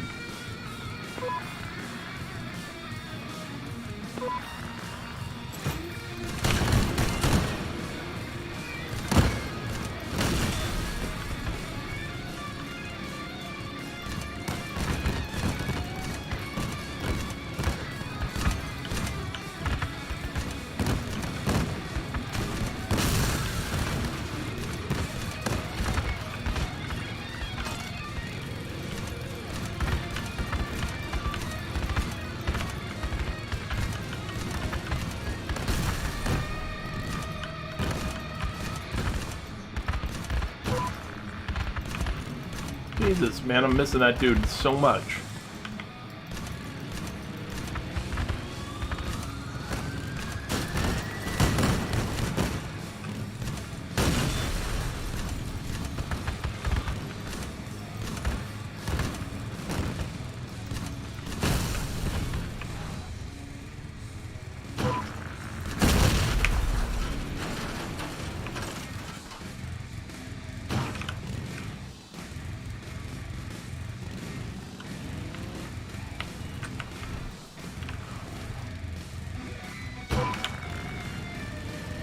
Now I have to go back this other way.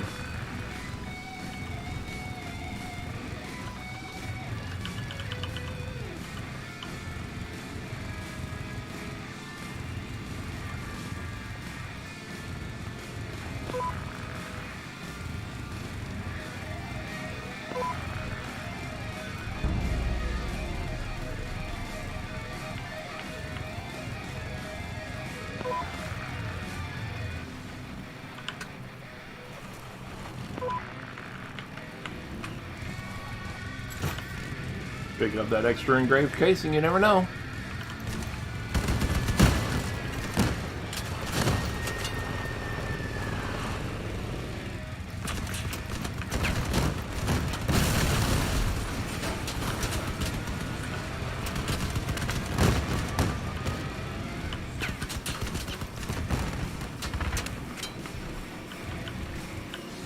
I keep thinking they're going to shoot my radar off because I'm so used to it. Keep forgetting my radar is now protected. Quite happy about.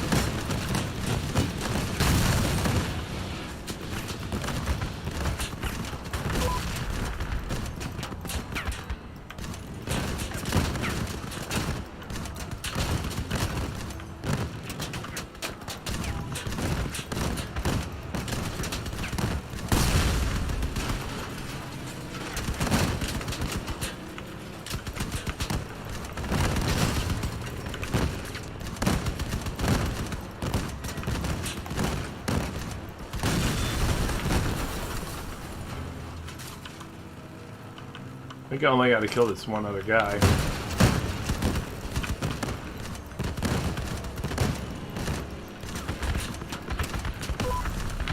Dear. Right? Yep.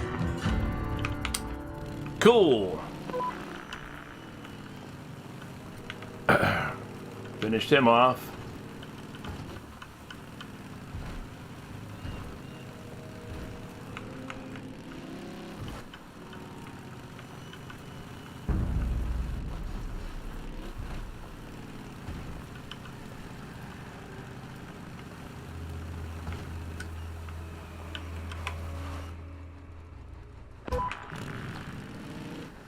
Go kill me some nomads.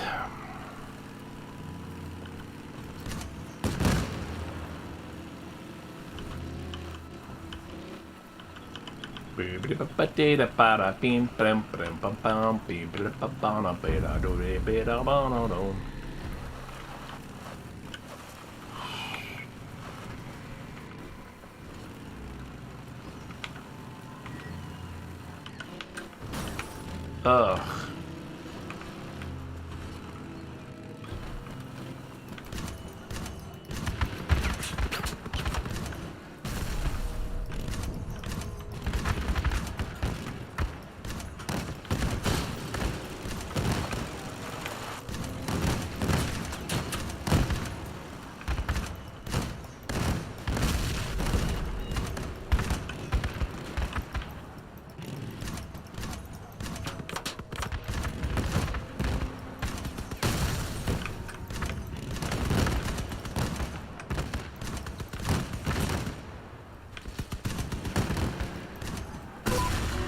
Dear.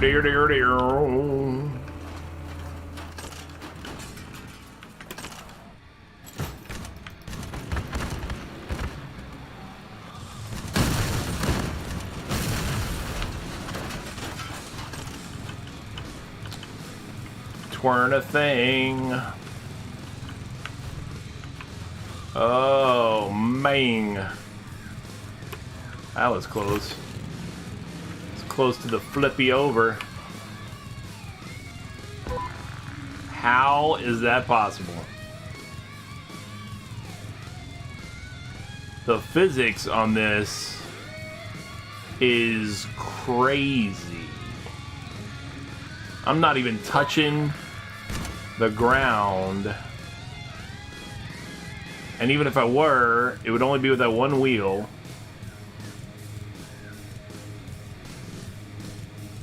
That's awesome.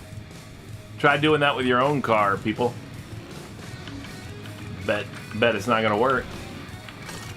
Bet it's not gonna work. But look at me playing both sides.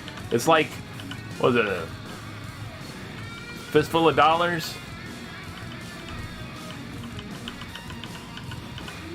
Which was several different movies remade. Or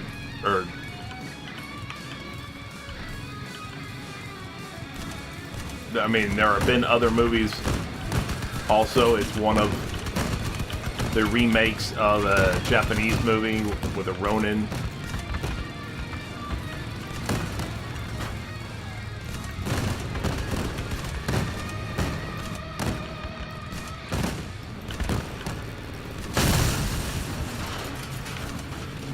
Thank you for your participation.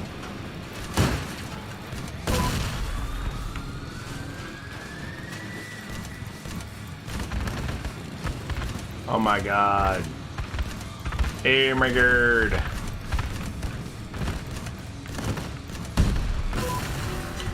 Beer diddle.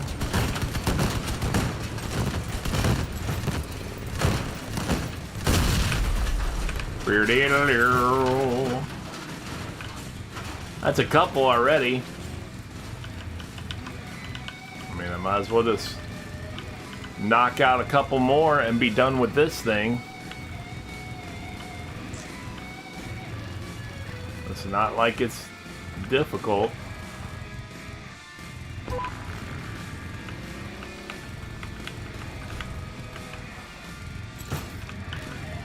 Well, here's one.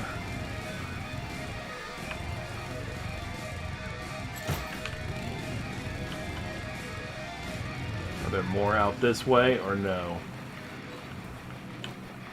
There's a second one.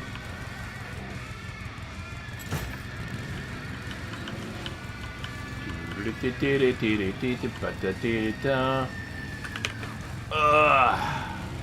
take this.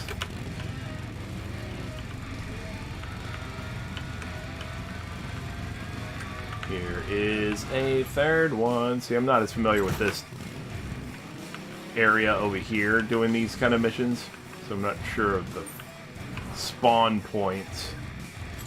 But I'm finding them alright. Already got 4, so didn't do too poorly there. There may be another one up this way, otherwise dip back down the other direction. Oh, here's one right here. And boom, you got that one out of the way. That's at least 3 missions. I'm just gonna ignore those guys and move on.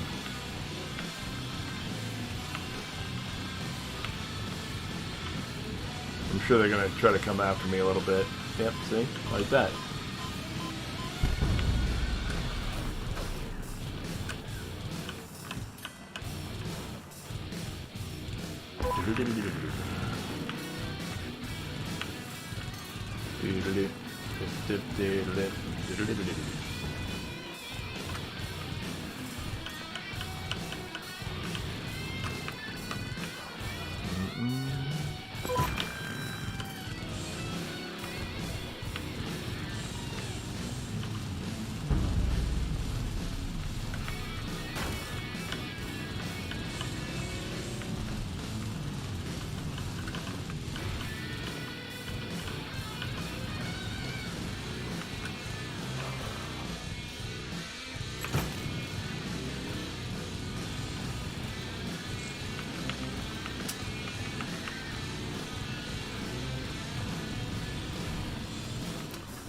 It's only 2 so far.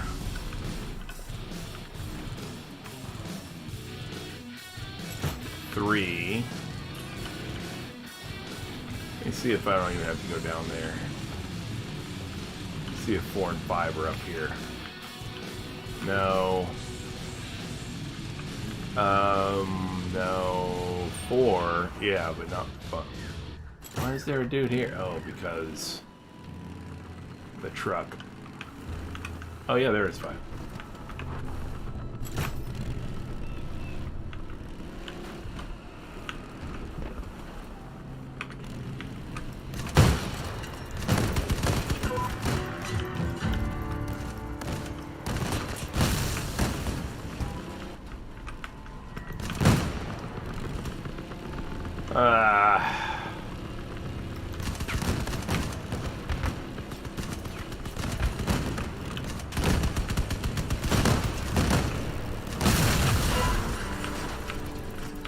Oh, I don't care.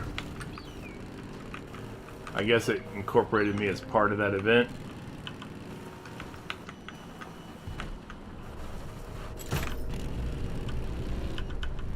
Maybe I get credit for it. I don't know. If I get credit for it, then I'm even that much further along.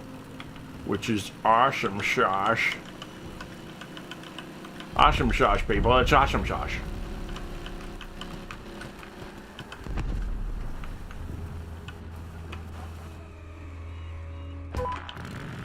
Oh, man.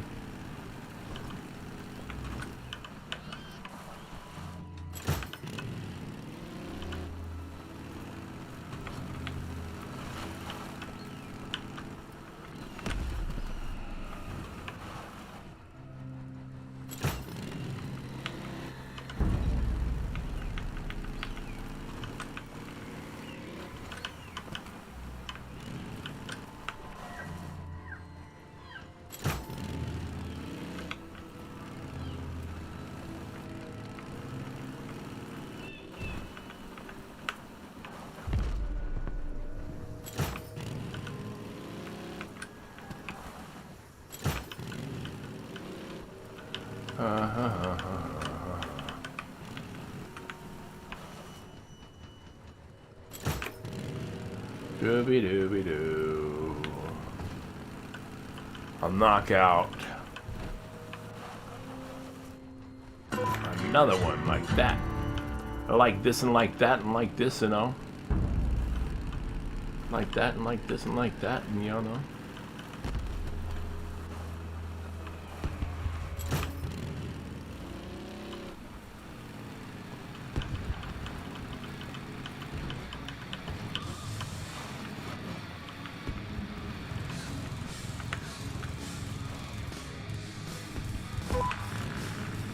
Alright, let's go knocking out a bunch of these. Yeah. Could it be one over here? At least I think there's 3 over here. Yeah, there's one, there's another one straight ahead.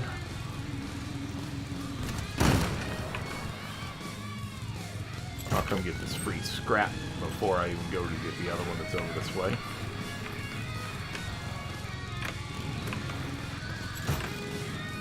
Scrap metal! Scrap metal. There's usually one here. Yep. And then there's 2 more I gotta get. I'll go back to the area I just picked up some.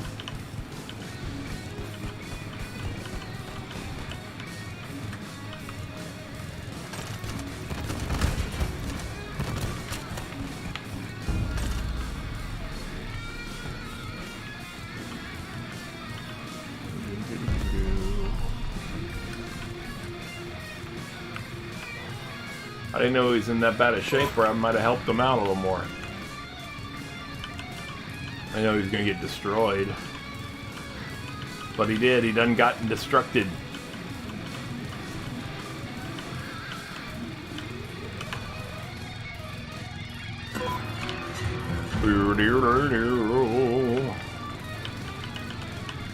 That's, I don't know if that's 4 or 5. But I know it might even be 6 for all I know. I lose track of these things. But I'm gonna do one more real quick. just because I want to make sure, you know, that I get all the credits for the credits due. I'm going to make sure there be one.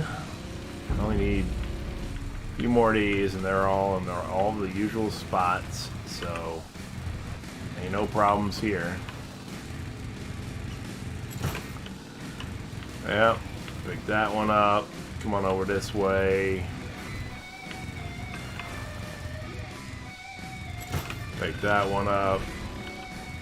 Oh, there's little explosives around. Who just hit me with that? Oh man, that dude is firing some distance. I don't care much for him either.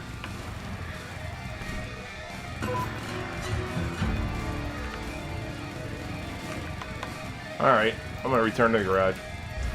Call it a day, be done with that. See, I did 7 in a group match.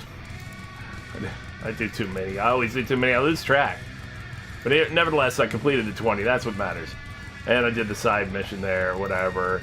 I still need, like I said, 1 patch for this one and then 6 patches for the other. So I need 7 patches left. I've used up my fuel. I've done my easy raid. I've done some progress toward my hard raids here. I've done most of my daily challenges. All I have left are missions here using machine guns. So let's just make that happen. Let's get in there and make that and this. I don't have all the parts. Okay, I'm down a cord apparently. So now I come back in here. I reselect it. Bloop, and it's there. So now I'm just going to go ahead and knock out the low power score patrols with machine guns equipped. Get full credit for this bad boy.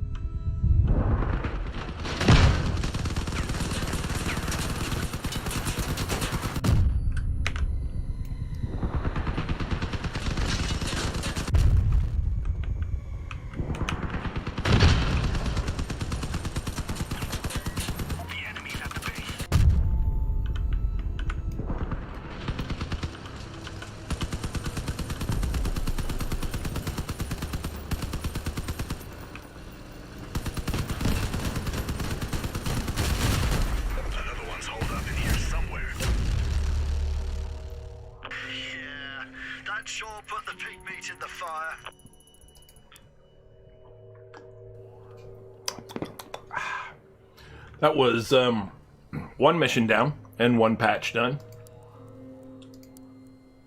Which now means I need 6 more patches. And And I need 4 more missions.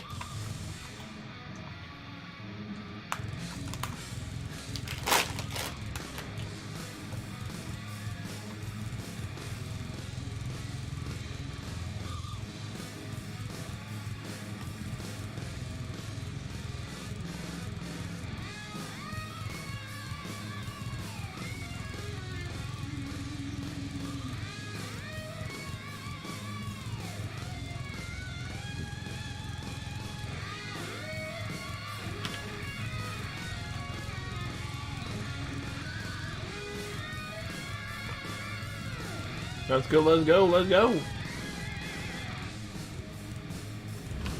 Driving city freaks out.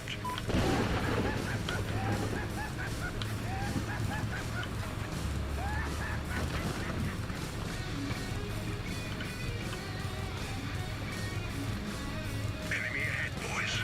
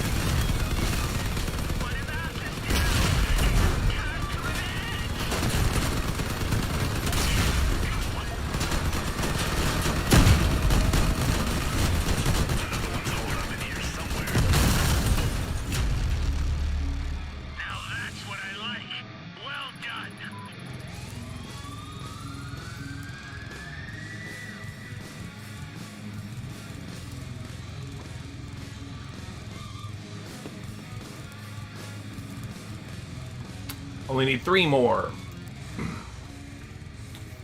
Well, need 3 more missions and 3 more patches.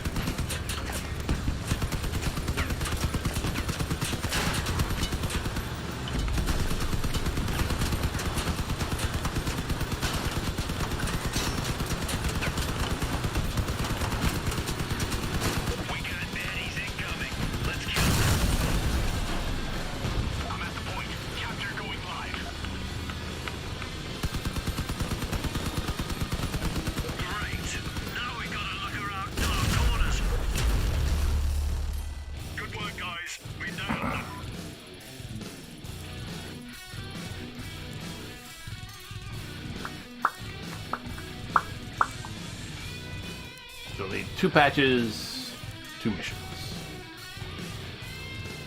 Yeah, I'm not really saying much right now. I don't know. My mind, I'm thinking of things. I'm thinking of stuff. My mind is elsewhere. Not gonna lie, my mind is elsewhere right now.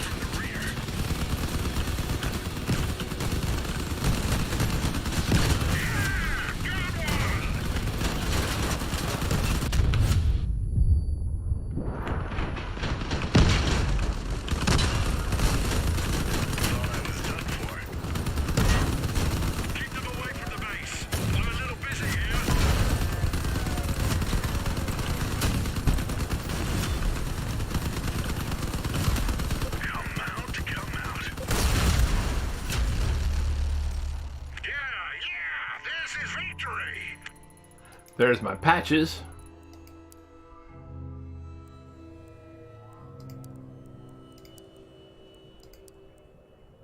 So my patches are done. My seasonal dailies are taken care of. I only have one more mission to take care of here, and I'll be good to go. Good to go. Good to go.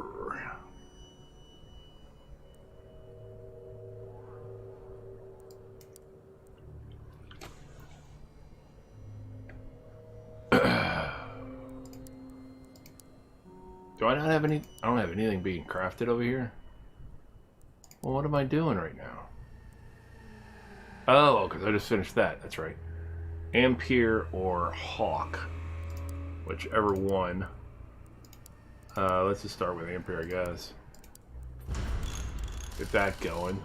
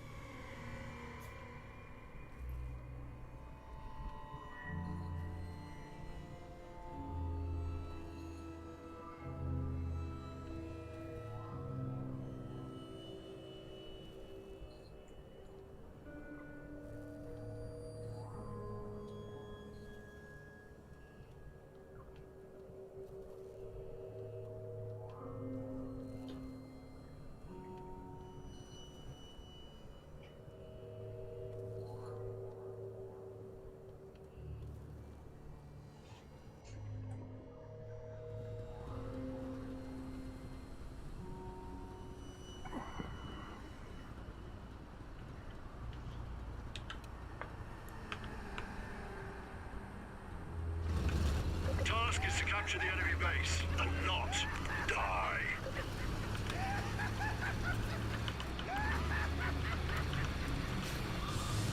Bad guys incoming.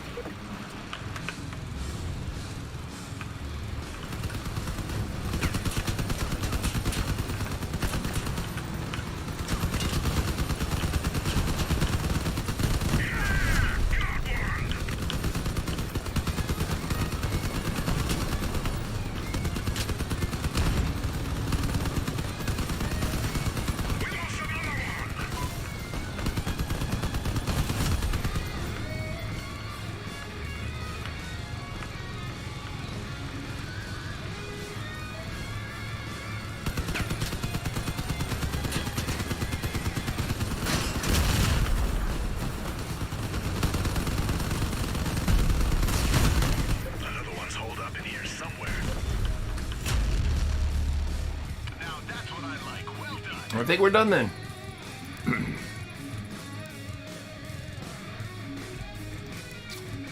We are done. We have finished up the daily seasonals. We have finished up the regular dailies. We have finished up the replay of the 1 quest mission line. We've done an easy raid and 3 hard raids to use up our fuel. We're set. We're golden. I think I'm going to switch it up to some War Thunder then. Yep, War Thunder it is. That's what I'm going to do. And in order to make that happen, first things first, I'm going to kill this. Blip. Second thing second, because that's the order in which things go. I am going to switch it up to Wath.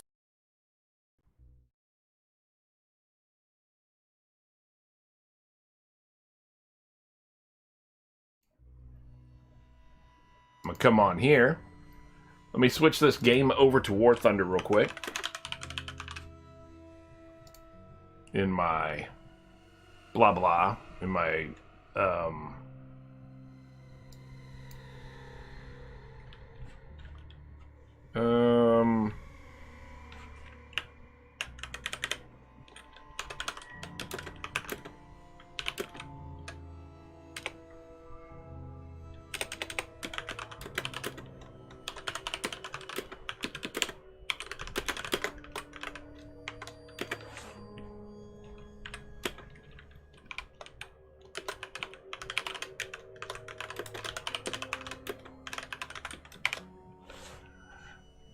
da da da da da.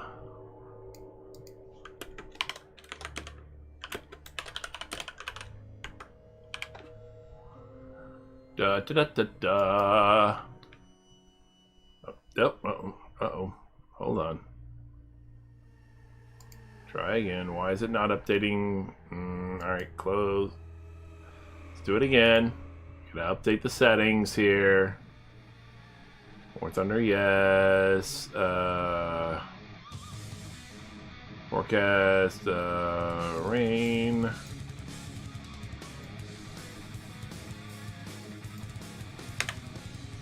And thunder. Rain. Then we bring the thunder to the wall.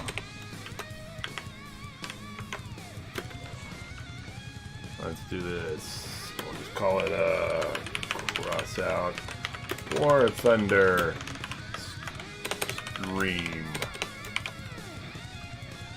Doobity-bitty-bitty-bow. See if it'll do it. It's not doing it.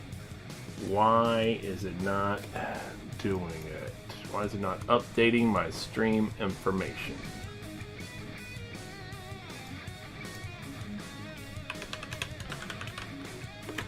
Retcher, rain. Then War Thunder.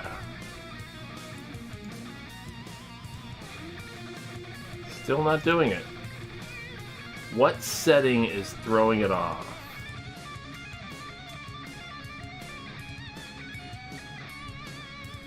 There's some setting that it won't accept.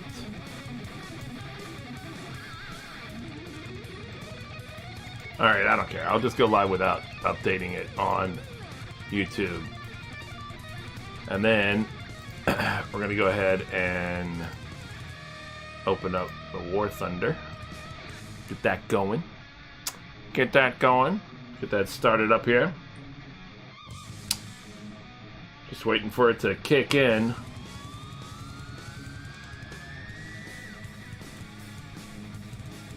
Ah, man. Got a crick in my neck today. Not entirely uncommon.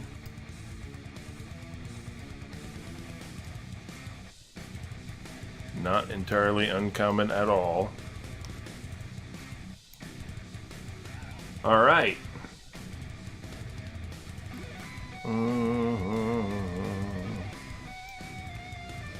There we go. Let's get that reward. Hell yeah. 15%. We'll take it. Whatever it is. We'll take it. Alright. Let's see. What do we got here? We got 272723. Let's go with that one. This is, there's all inactive items. What is... Alright, so I don't even know what these things are. What is this? The first to destroy... So this is shop? The first to destroy several enemies without losing your vehicle. Only player vehicles are counted. Number of enemies destroyed 3. Duration 5 minutes. Award in an arcade battle. Can be activated in 30 seconds. Affects players of both teams.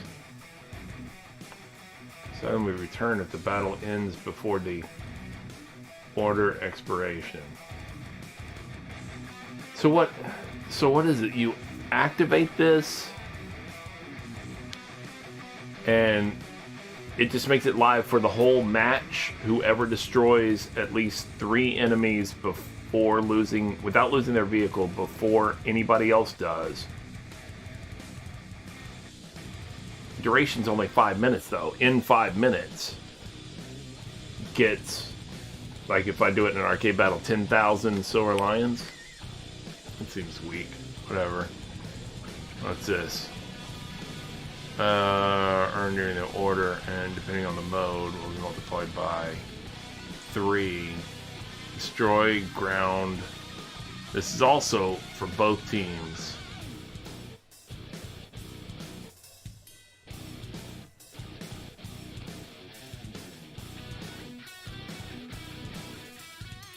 The item will be utilized if the battle ends. I don't get those. I don't get those at all. This is good for 1 day. 15% for all battle actions and mission reward. 1 day, 10 missions. 30 minutes spent in single battle will count as an additional battle. And well, what is this? Open the chest, you need the following item. You need a Red Skies key, which I don't have, so this chest is useless to me.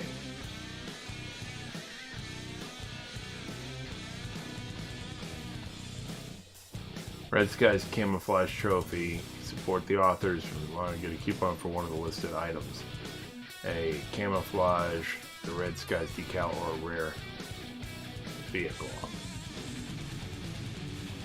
I mean, that all sounds great, except for I don't have a Red Skies key, so I don't know how you even get one, or what it even is. Alright, so screw that.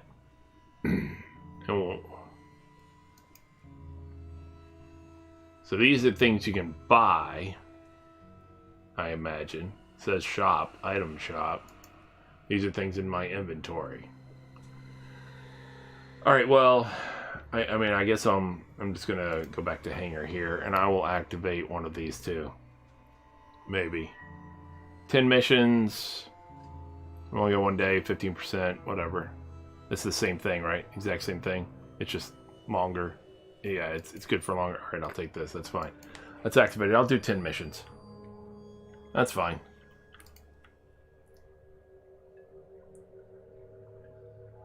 Well, it's good for the next 10 missions.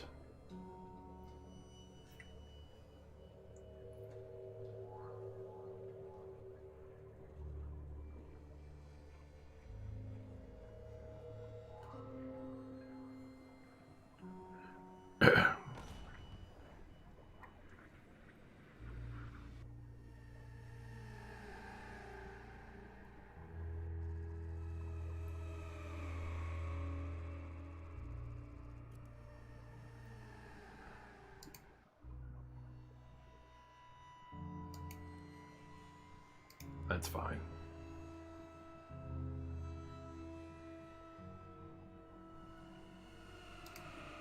Let's cancel that real quick. I thought I had adjusted this.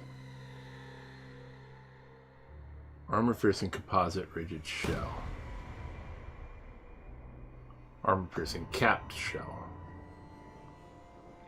So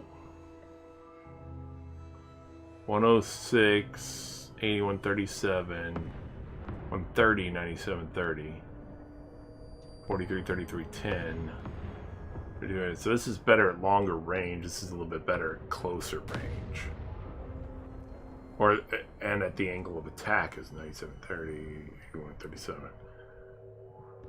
Yeah, that's fine. That's fine. We'll just go. We'll go with it.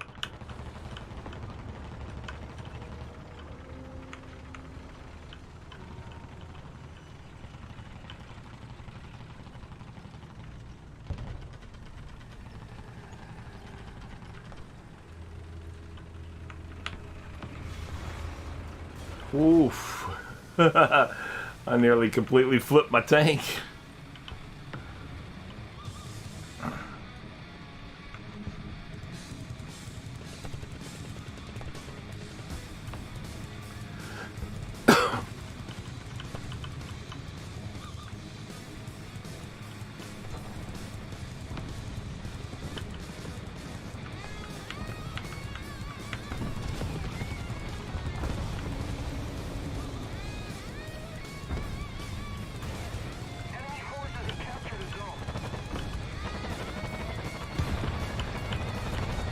There is some extensive fighting going on for A, apparently. Or there was.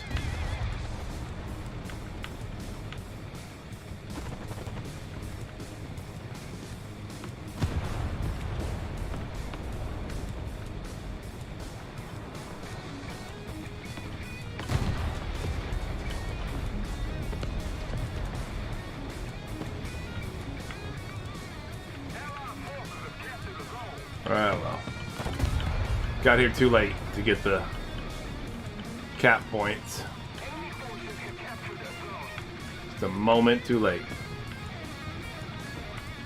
Which sucks.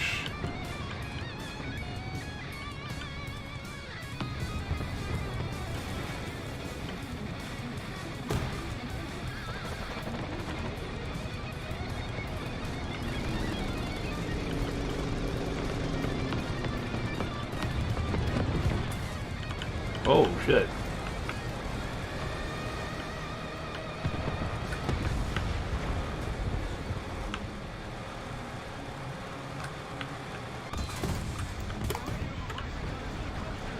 So apparently there's another guy over here. Yeah. Yeah, I'm dead, but still.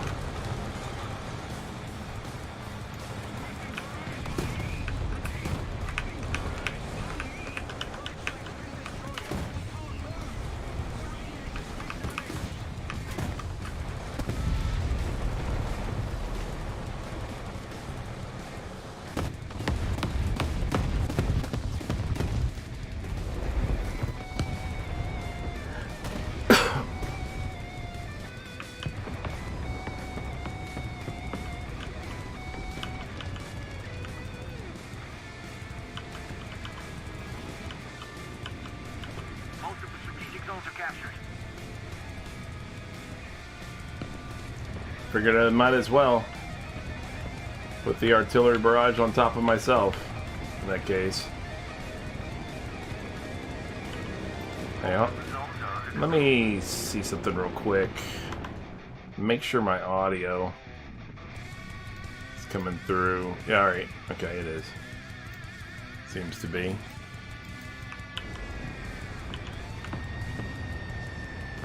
They're going to be taking A here soon.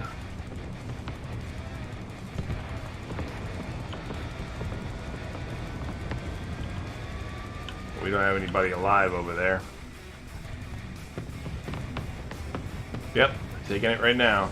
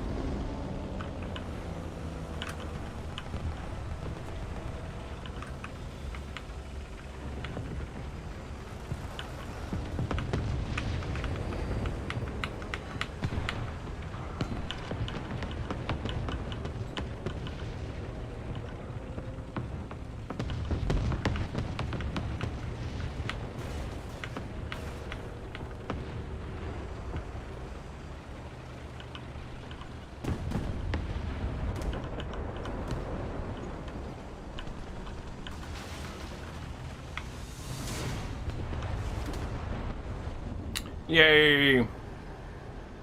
Yay!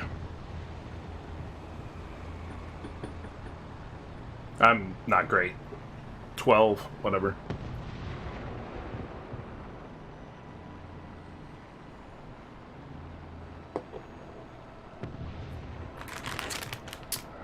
Come on, man. Back to the... Yeah, thank you.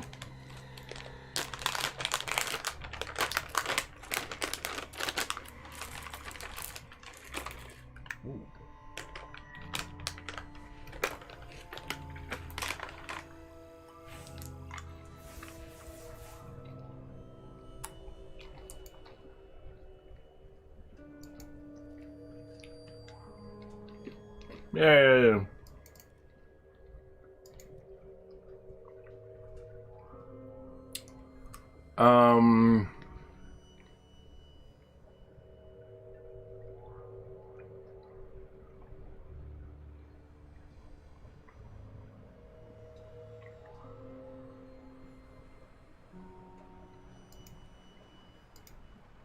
No. It's a 3-0 also.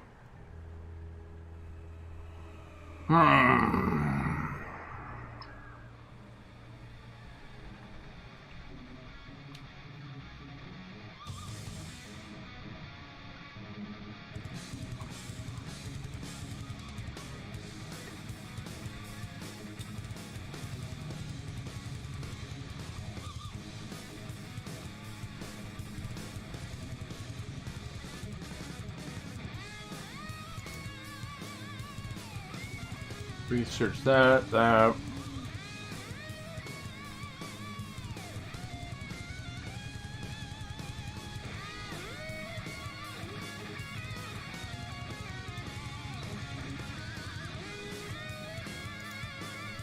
Already got that researched.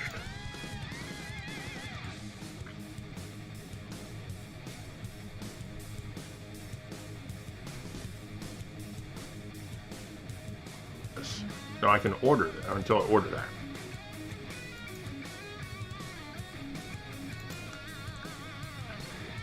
I don't even remember.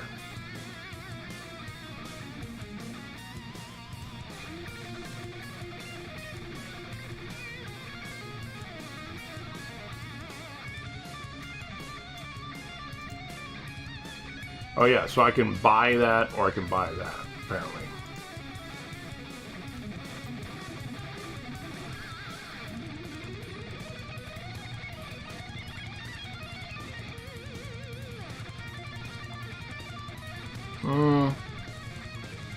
This would be a 3-7.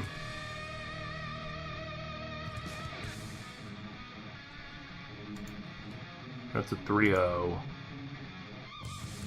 That would be a 3-7. I think I'll go...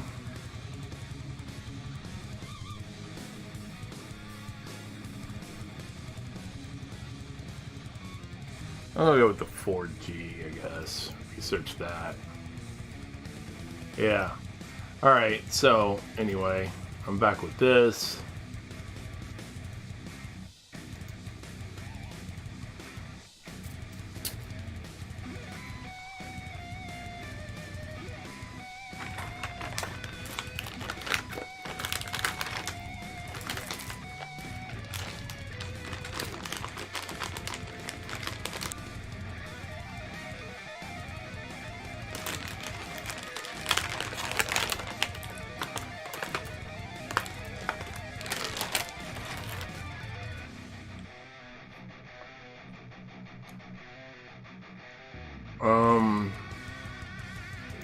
Guess I'll go to C.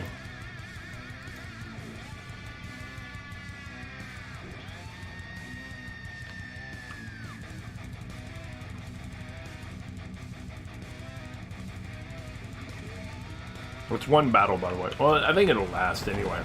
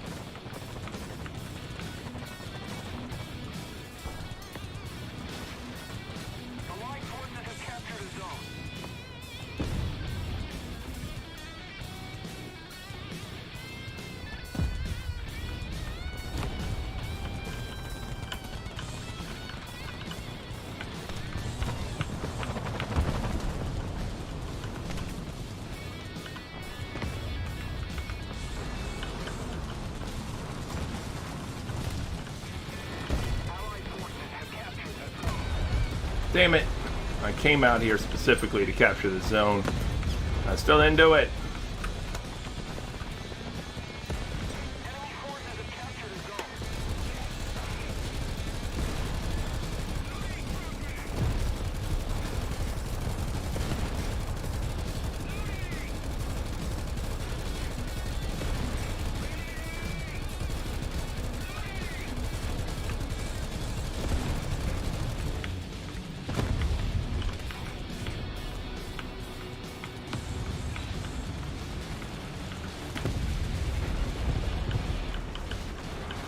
Hells yeah.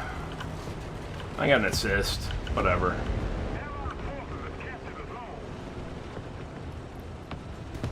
Got an assist out of it.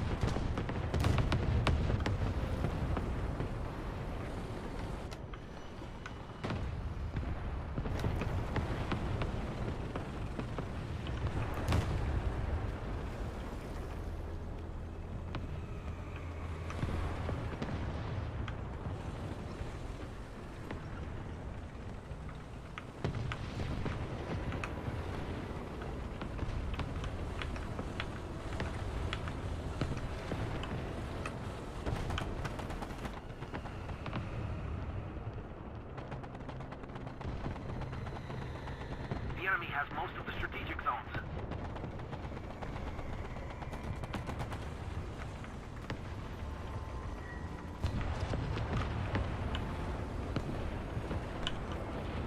Alright, let's push on B then, I guess. Screw it. I was going to cover that way. I'm not going to do it now.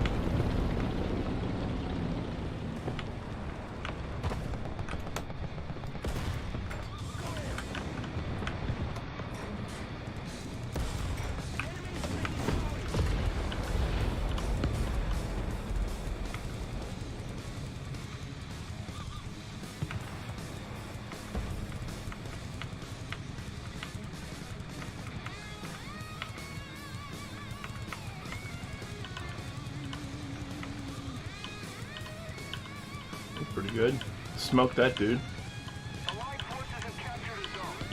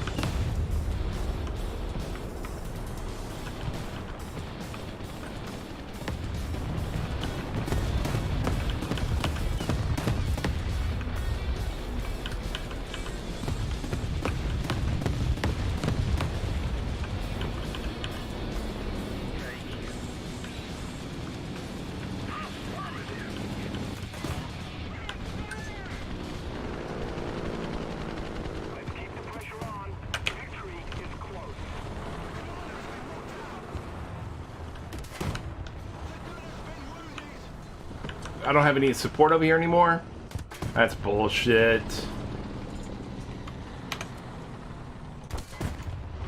Damn it! I had that artillery. I was about to... I clicked it. Doesn't matter, he died. Well, they lost. Whatever. It's alright.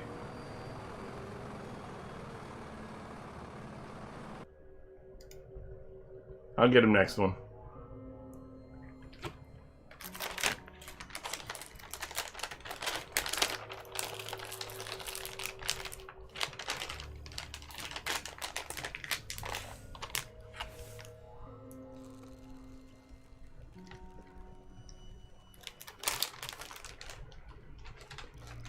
Ah, well, backup vehicles. 5 of them, that's not bad.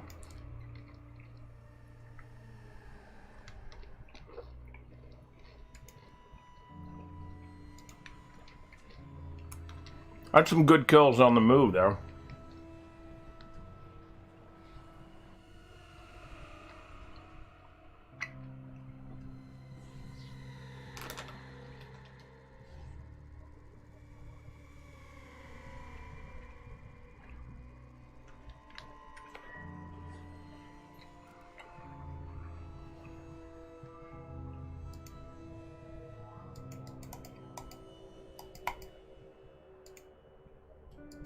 Oh, why am I clicking that? No, red. I was wondering why I wasn't accepting him. I'm like, what? Oh, because it's the other team.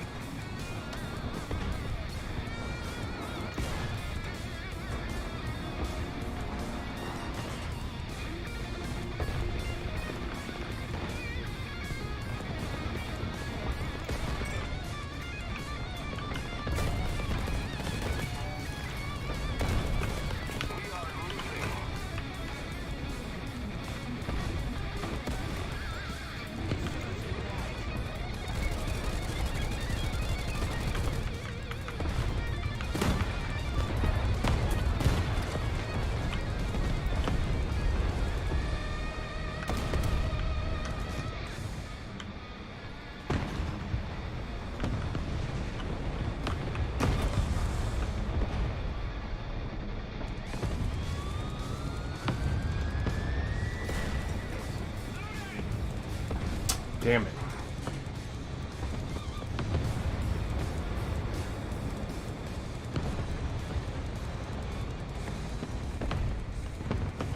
Another zone captured. We have the advantage.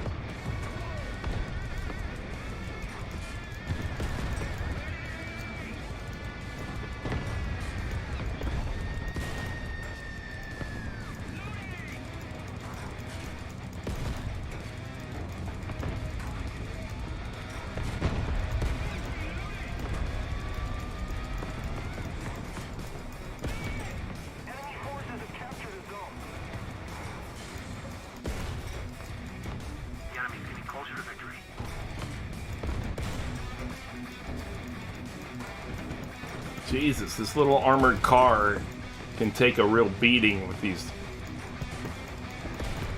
anti-tank shells from this cannon.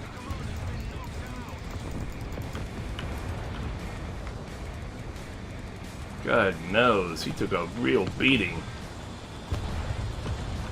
And then at the end of it, I only get an assist because of it.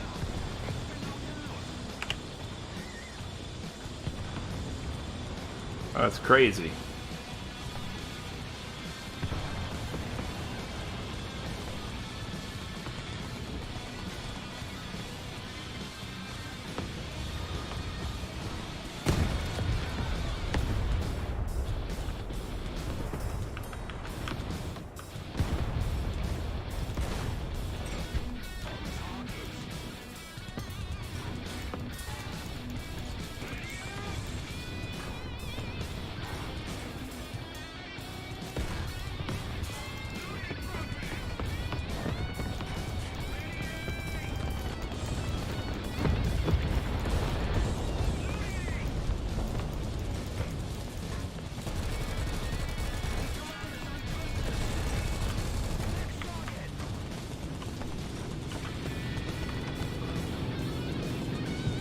Yay!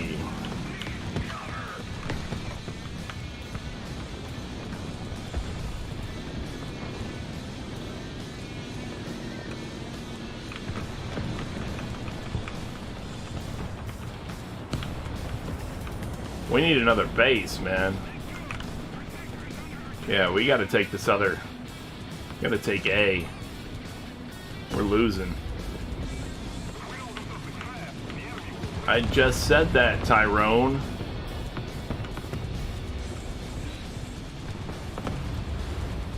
Pretty sure I just said we needed to take A, or the enemy's gonna win.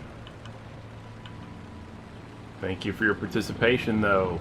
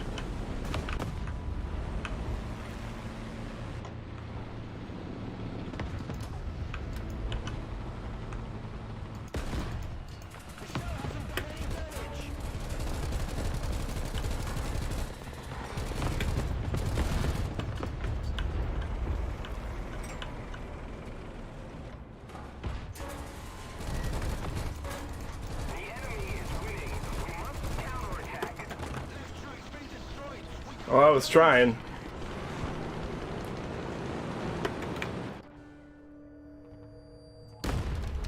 Thought I undid that. Thought I undid that. That was in ground vehicle. Yeah, destruction replay. No. I had that undone. No real use even going in there. No, this battle's over.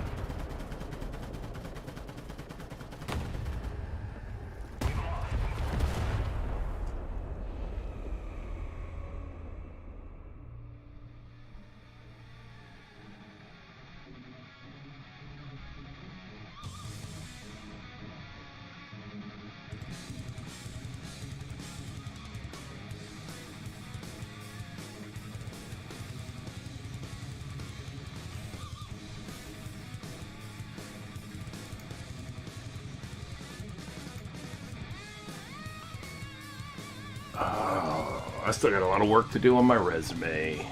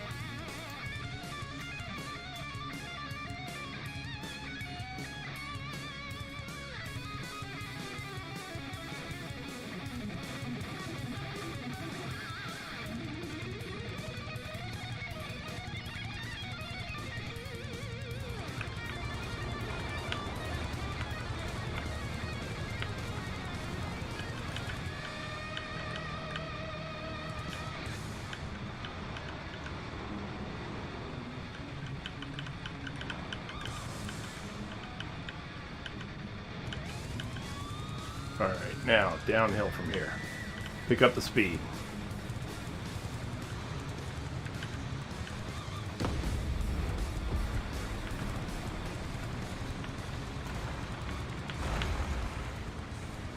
Get that forward momentum. Get up in there to A.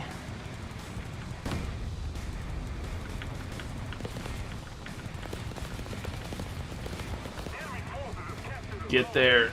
Get there. Come on. Ah. Yay. I got a little bit of that. A little piece of that.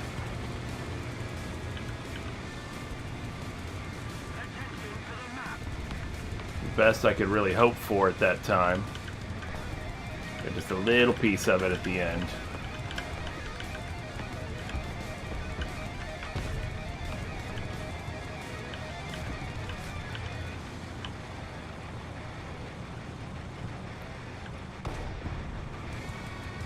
Coming up, coming up, coming up, coming up, coming up.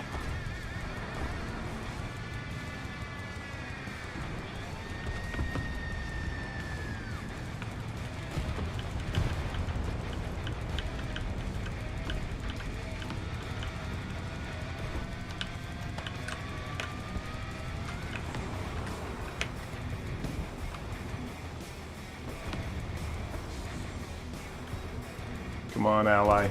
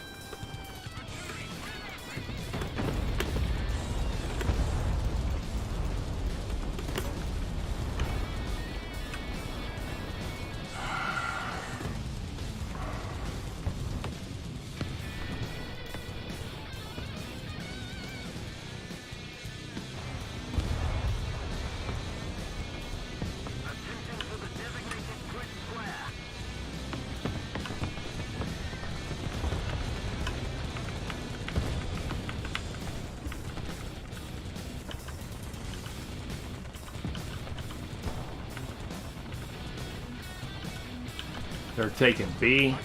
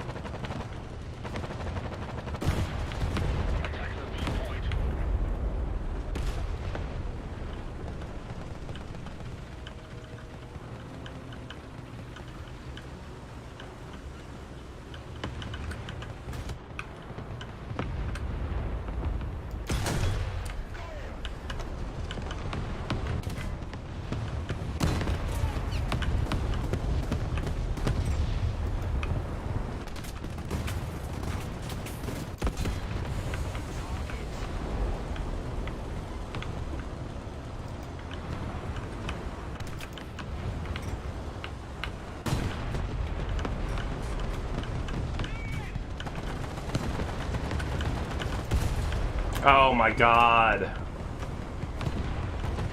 Well, that sucked.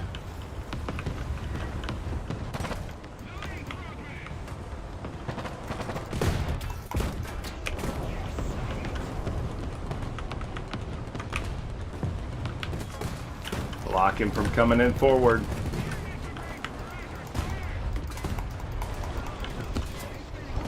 Got that guy.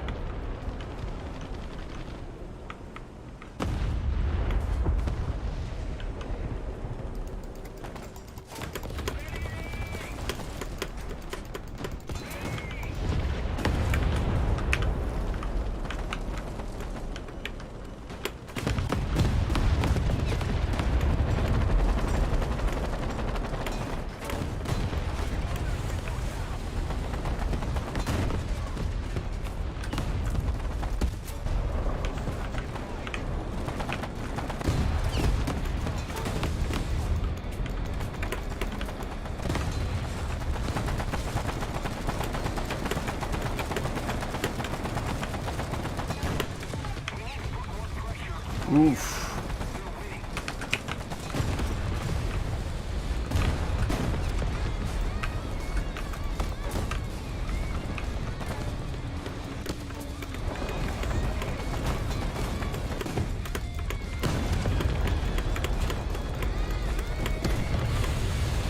Nice. I have to repair.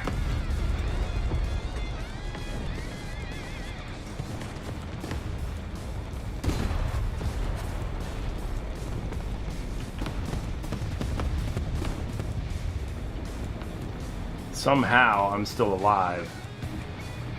I mean, a lot of help from allies, obviously.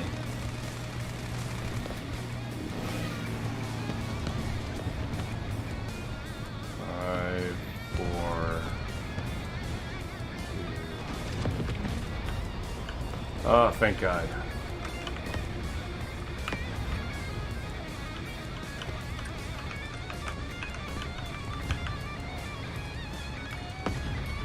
There's a lot of dead tanks up here.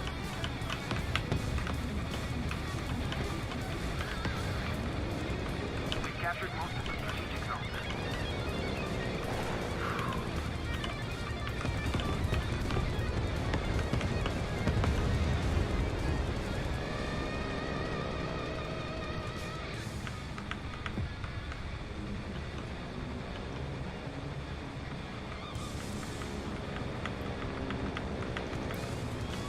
It's not bad. I don't know how I survived that. I really don't.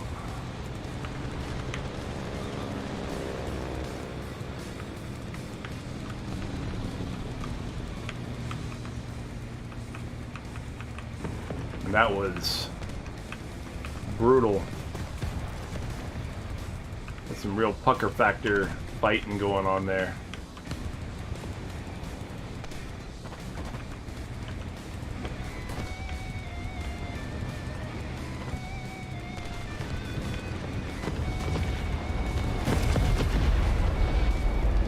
Had some good fortune and some good times to have some allies take out enemies.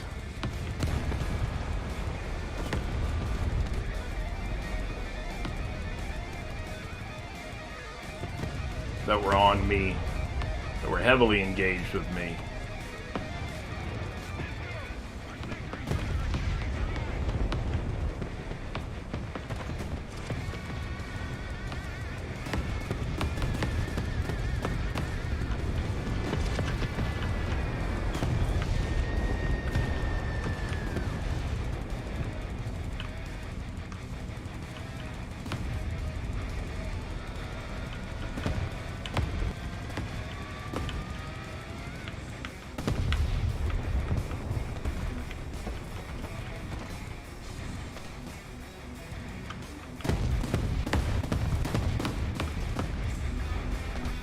Oh, I'm missing missing a piece of side skirt.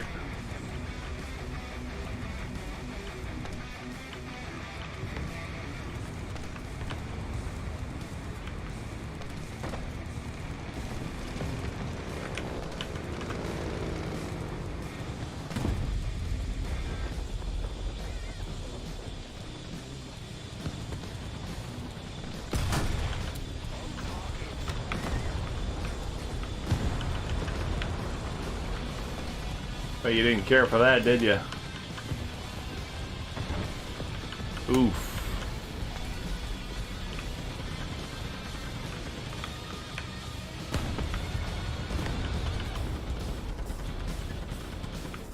Jack that dude up. I got the assist. I didn't get the kill, but still, you know, I got the assist.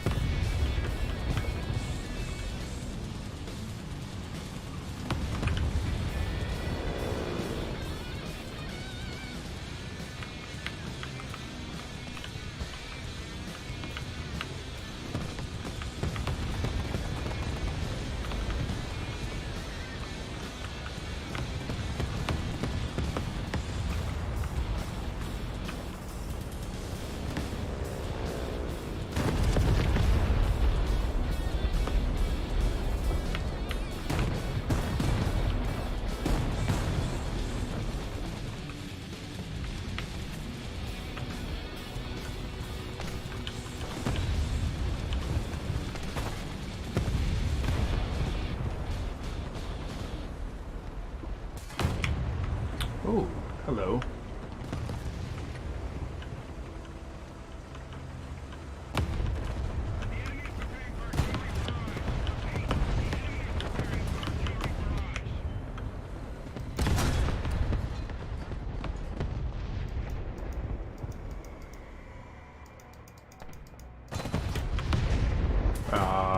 Who knocked me out? Somebody over there. Okay. Whatever. Yeah, I got 3 kills and 4 assists. I'm okay with that.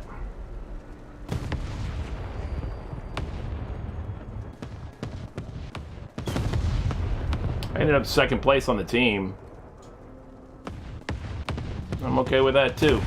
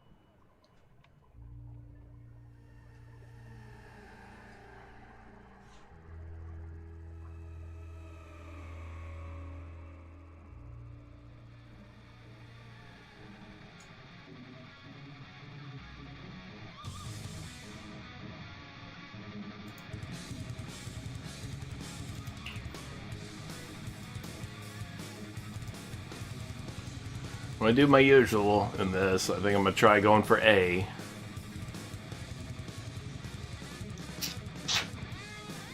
See how it goes, right?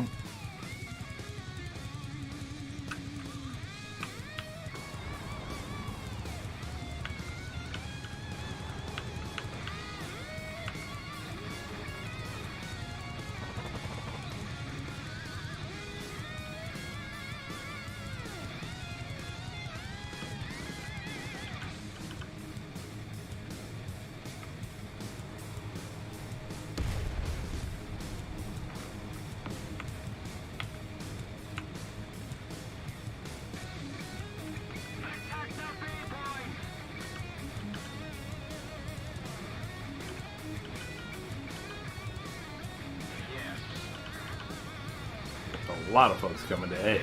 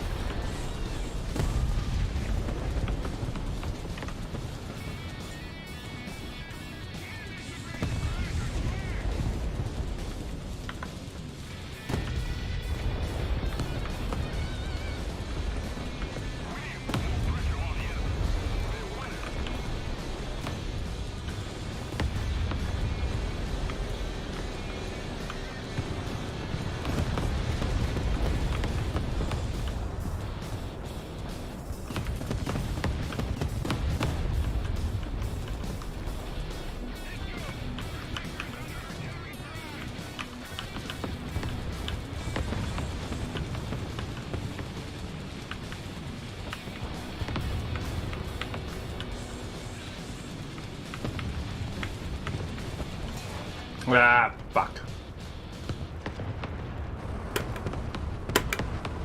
Alright, so it's not supposed to be a replay cam. Or I guess it still just tells you who killed you.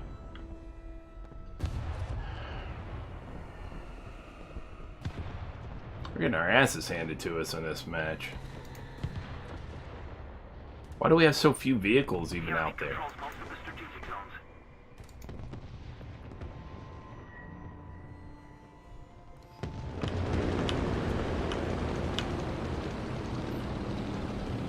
Am I wasting my time even spawning? Yeah, we're draining fast. I think I am wasting my time spawning.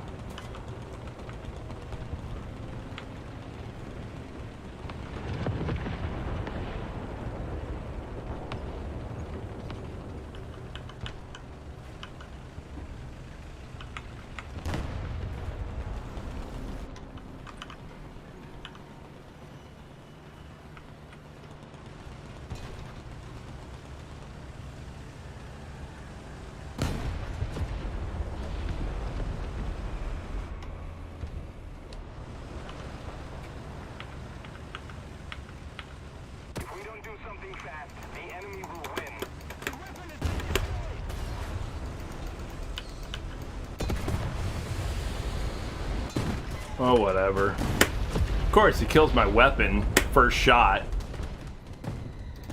Totally makes sense. I'm not gonna bother. I'm not gonna bother respawning.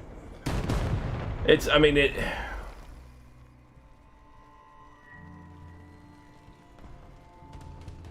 it's inevitable. The enemy's first shot always incapacitates my tank. Always. Doesn't matter what I drive, doesn't matter. Weapon's gone, gunner's dead, commander's dead, something. And they're completely incapacitated. If it doesn't kill me outright, it completely incapacitates me. My 7th shot is still doing nothing to them. Their first shot always takes me out effectively. I mean, I'll sit there and hit them 6, 7 times. Nah, they're fine. They're still returning fire. They're shooting somebody else. But I can catch them completely by surprise. I can ambush them. All I do is attract their attention, then they turn around and kill me. It's so ridiculous. I don't know what prompts this. What kind of RNG is involved in this. But it defies logic completely. No idea what's making it happen. I hit them all over the place. I'll vary, so it's not like I'm just hitting them in the same spot every time. I'll vary it a little bit and everything. Doesn't matter. I'll hit them all around, whatever. Different spots. Doesn't matter. Doesn't matter. They'll kill me, I won't kill them. Time and time again.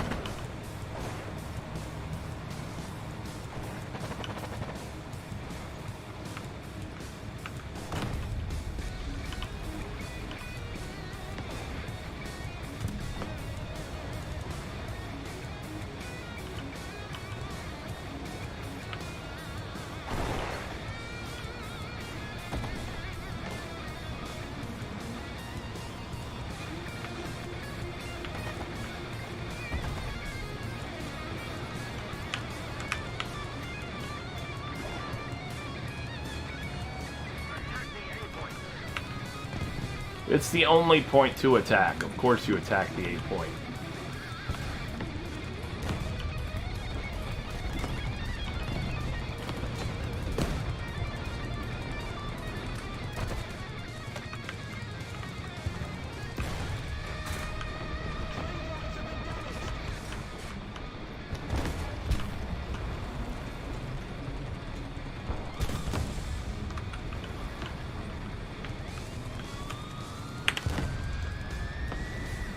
Replace the personnel.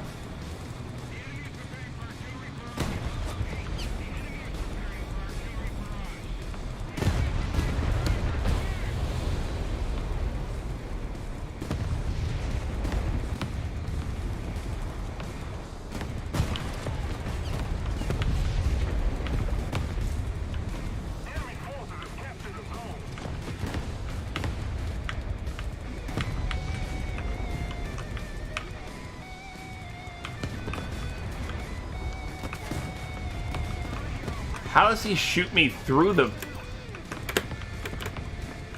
building?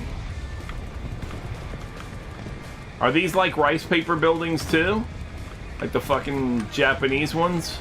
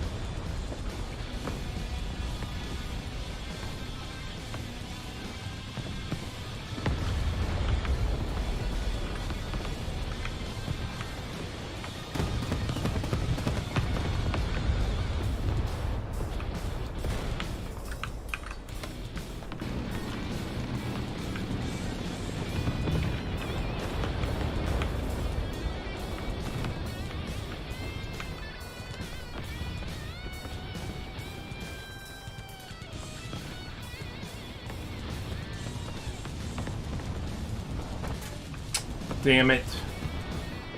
Man, I just looked there too. And there was nobody there. That person just came there as soon as I freaking turned away. Ah, inevitable. Inevitable.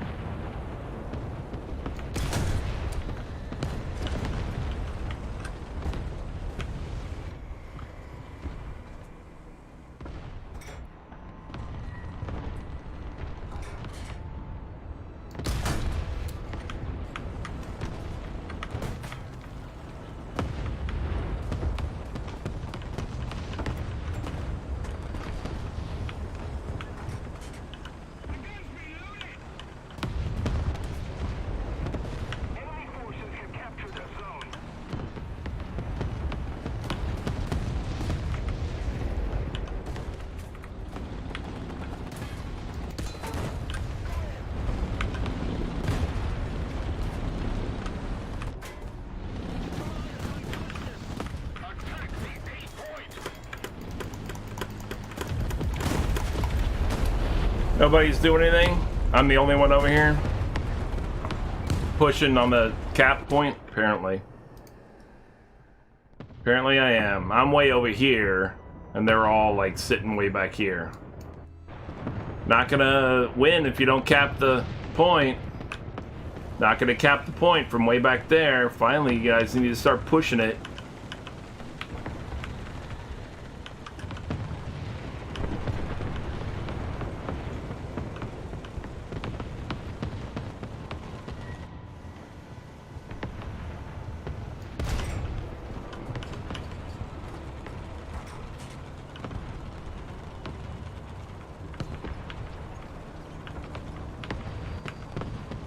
Gotta push the point to cap it.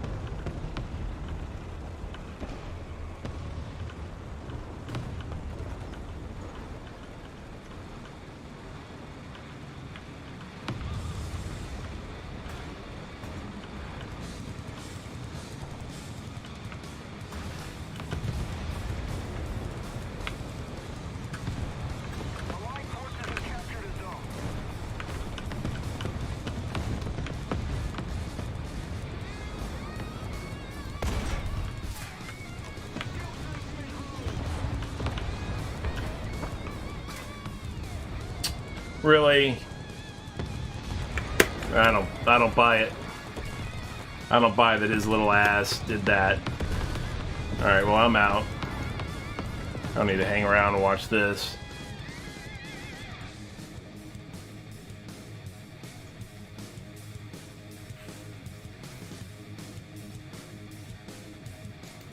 I don't care.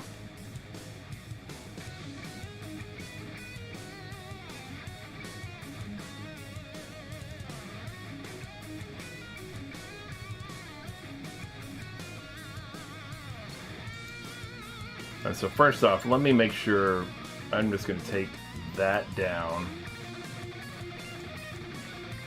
and bring that up to like, I don't know, 50. That's fine. Make it 45, whatever. That's fine. He's got the right ammo. What's the difference between the two again? 105, 52, consistently across the board. Armor piercing and damaging effect. 105, 52 across the board. This one is 115, 57. It's better across the board. So that's the right ammo for him. 130, 30. 106, 37.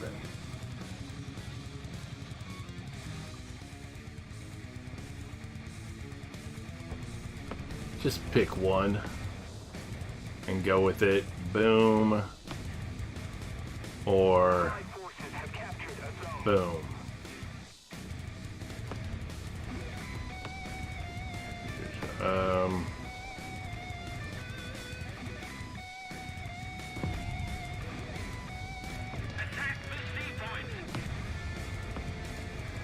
Let's just go with these, I guess.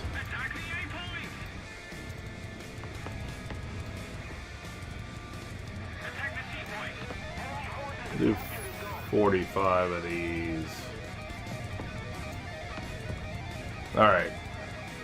I'm gonna go.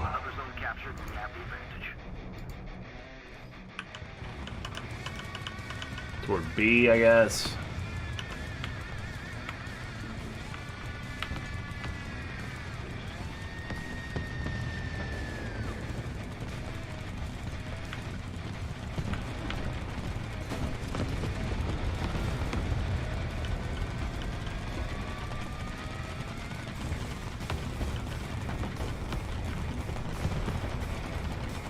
I'm gonna go up to A, I guess.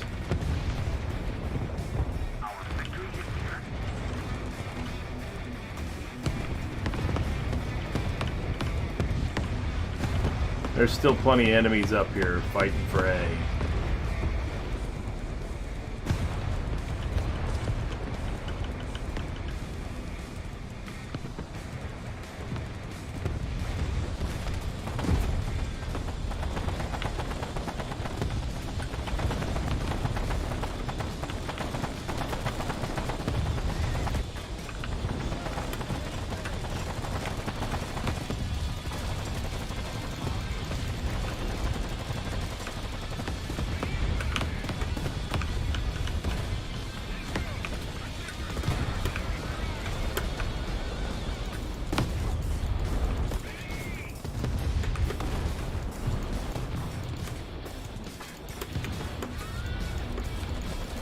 Rotation for you.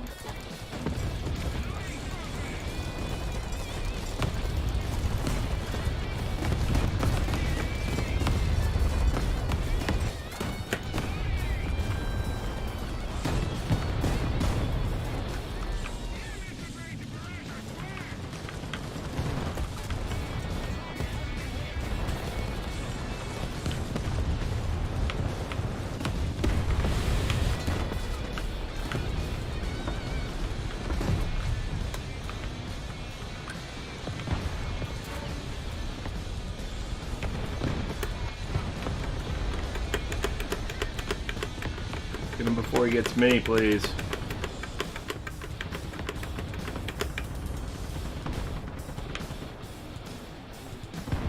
Now you can move out of the way.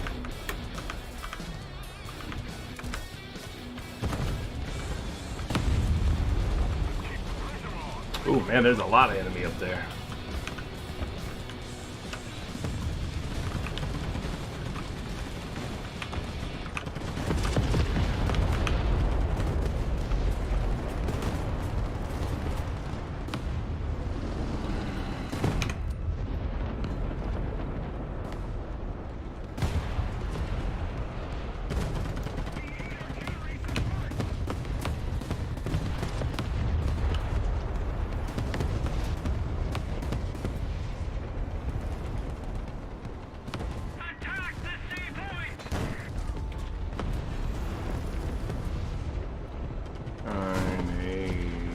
This is so slow. God, this is slow.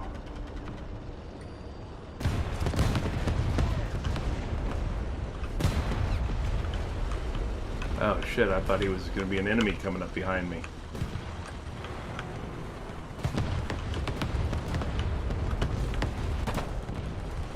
I still wouldn't be surprised if they did.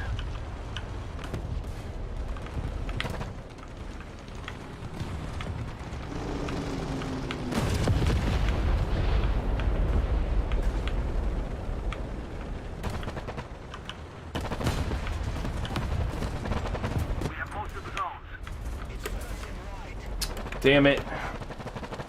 The other guy got me. I got it. I got it. I don't need to see him. I got it.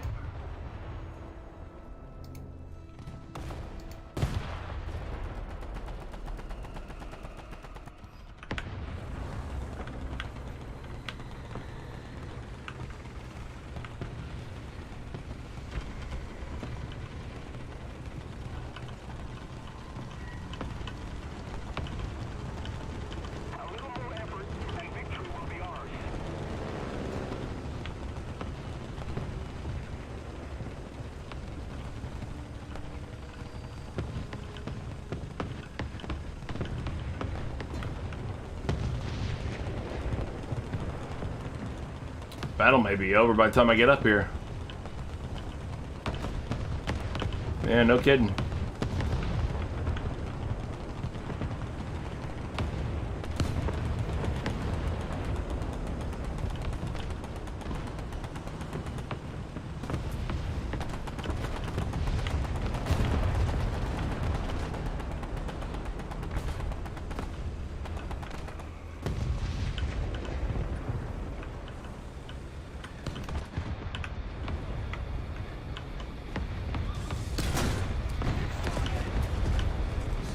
What you get?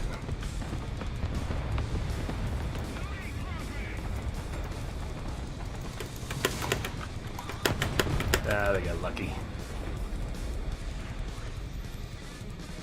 At least I got a kill there at the end.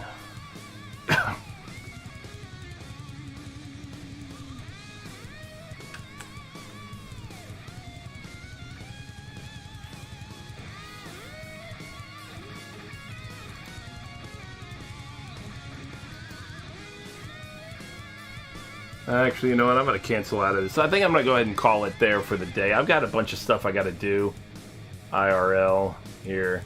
So while I appreciate everybody for tuning in, thanks a lot. I've been Secret Squirrel, your host. Thank you for coming and keeping me company. Energized, big game. Anybody else who popped in and didn't bother to say anything in chat, still, you're always welcome. Thanks for the lurk. Anybody who did hang out. I did Crossout, and then I crossed over to War Thunder. And tomorrow I am scheduled to come back on at 3 p.m. Eastern Time in the United States. It's -4 UTC with more Crossout, which may also transition into a War Thunder stream as well. I want to say thanks again for you guys for tuning in. If you want to catch up on any of my prior streams of any game, I've got several playlists actually over on my YouTube channel as well. You can go on over there and check them out. It's also called Secret Squirrel Games, and it has this same logo that you see here. And you can go over there. If you see any videos that you like, please make sure you hit like and subscribe over there. And over here on twitch.tv/Secret Squirrel Games, make sure you hit follow button. Hit the follow button. You'll be notified when I go live with this game or any other game in the future, okay? My next scheduled game, like I said, is tomorrow at 3 p.m. Eastern Time in the United States. That's -4 UTC for anybody in a different time zone. The only game I'm scheduled for 2 games right now, currently. I'm scheduled for Crossout at 12 noon Eastern Time on Tuesdays and Wednesdays and 3 p.m. Eastern Time on Thursdays and Fridays, and I'm scheduled for Dungeons & Dragons, where you run a buddy of mine runs, I play in, a Greek mythology-based Dungeons & Dragons game that we do on Saturday evenings at 6:30 p.m. Eastern Time in the U.S. as well. So come along and check that out. It's called Myths and Legends, and you can come on over and check that out. We'd love to have you come and keep us company during that. Watch us play some Greek heroes, doing Greek mythology kind of stuff. But anyway, in the meantime, though, thanks for tuning in today. Catch you next time. Hope everybody enjoys the remainder of their hump day. It's midweek. Come on. It's all gliding downhill from here to get to the weekend. Super easy stuff, all right? Enjoy it. We'll talk to you later, okay, everybody? Take care.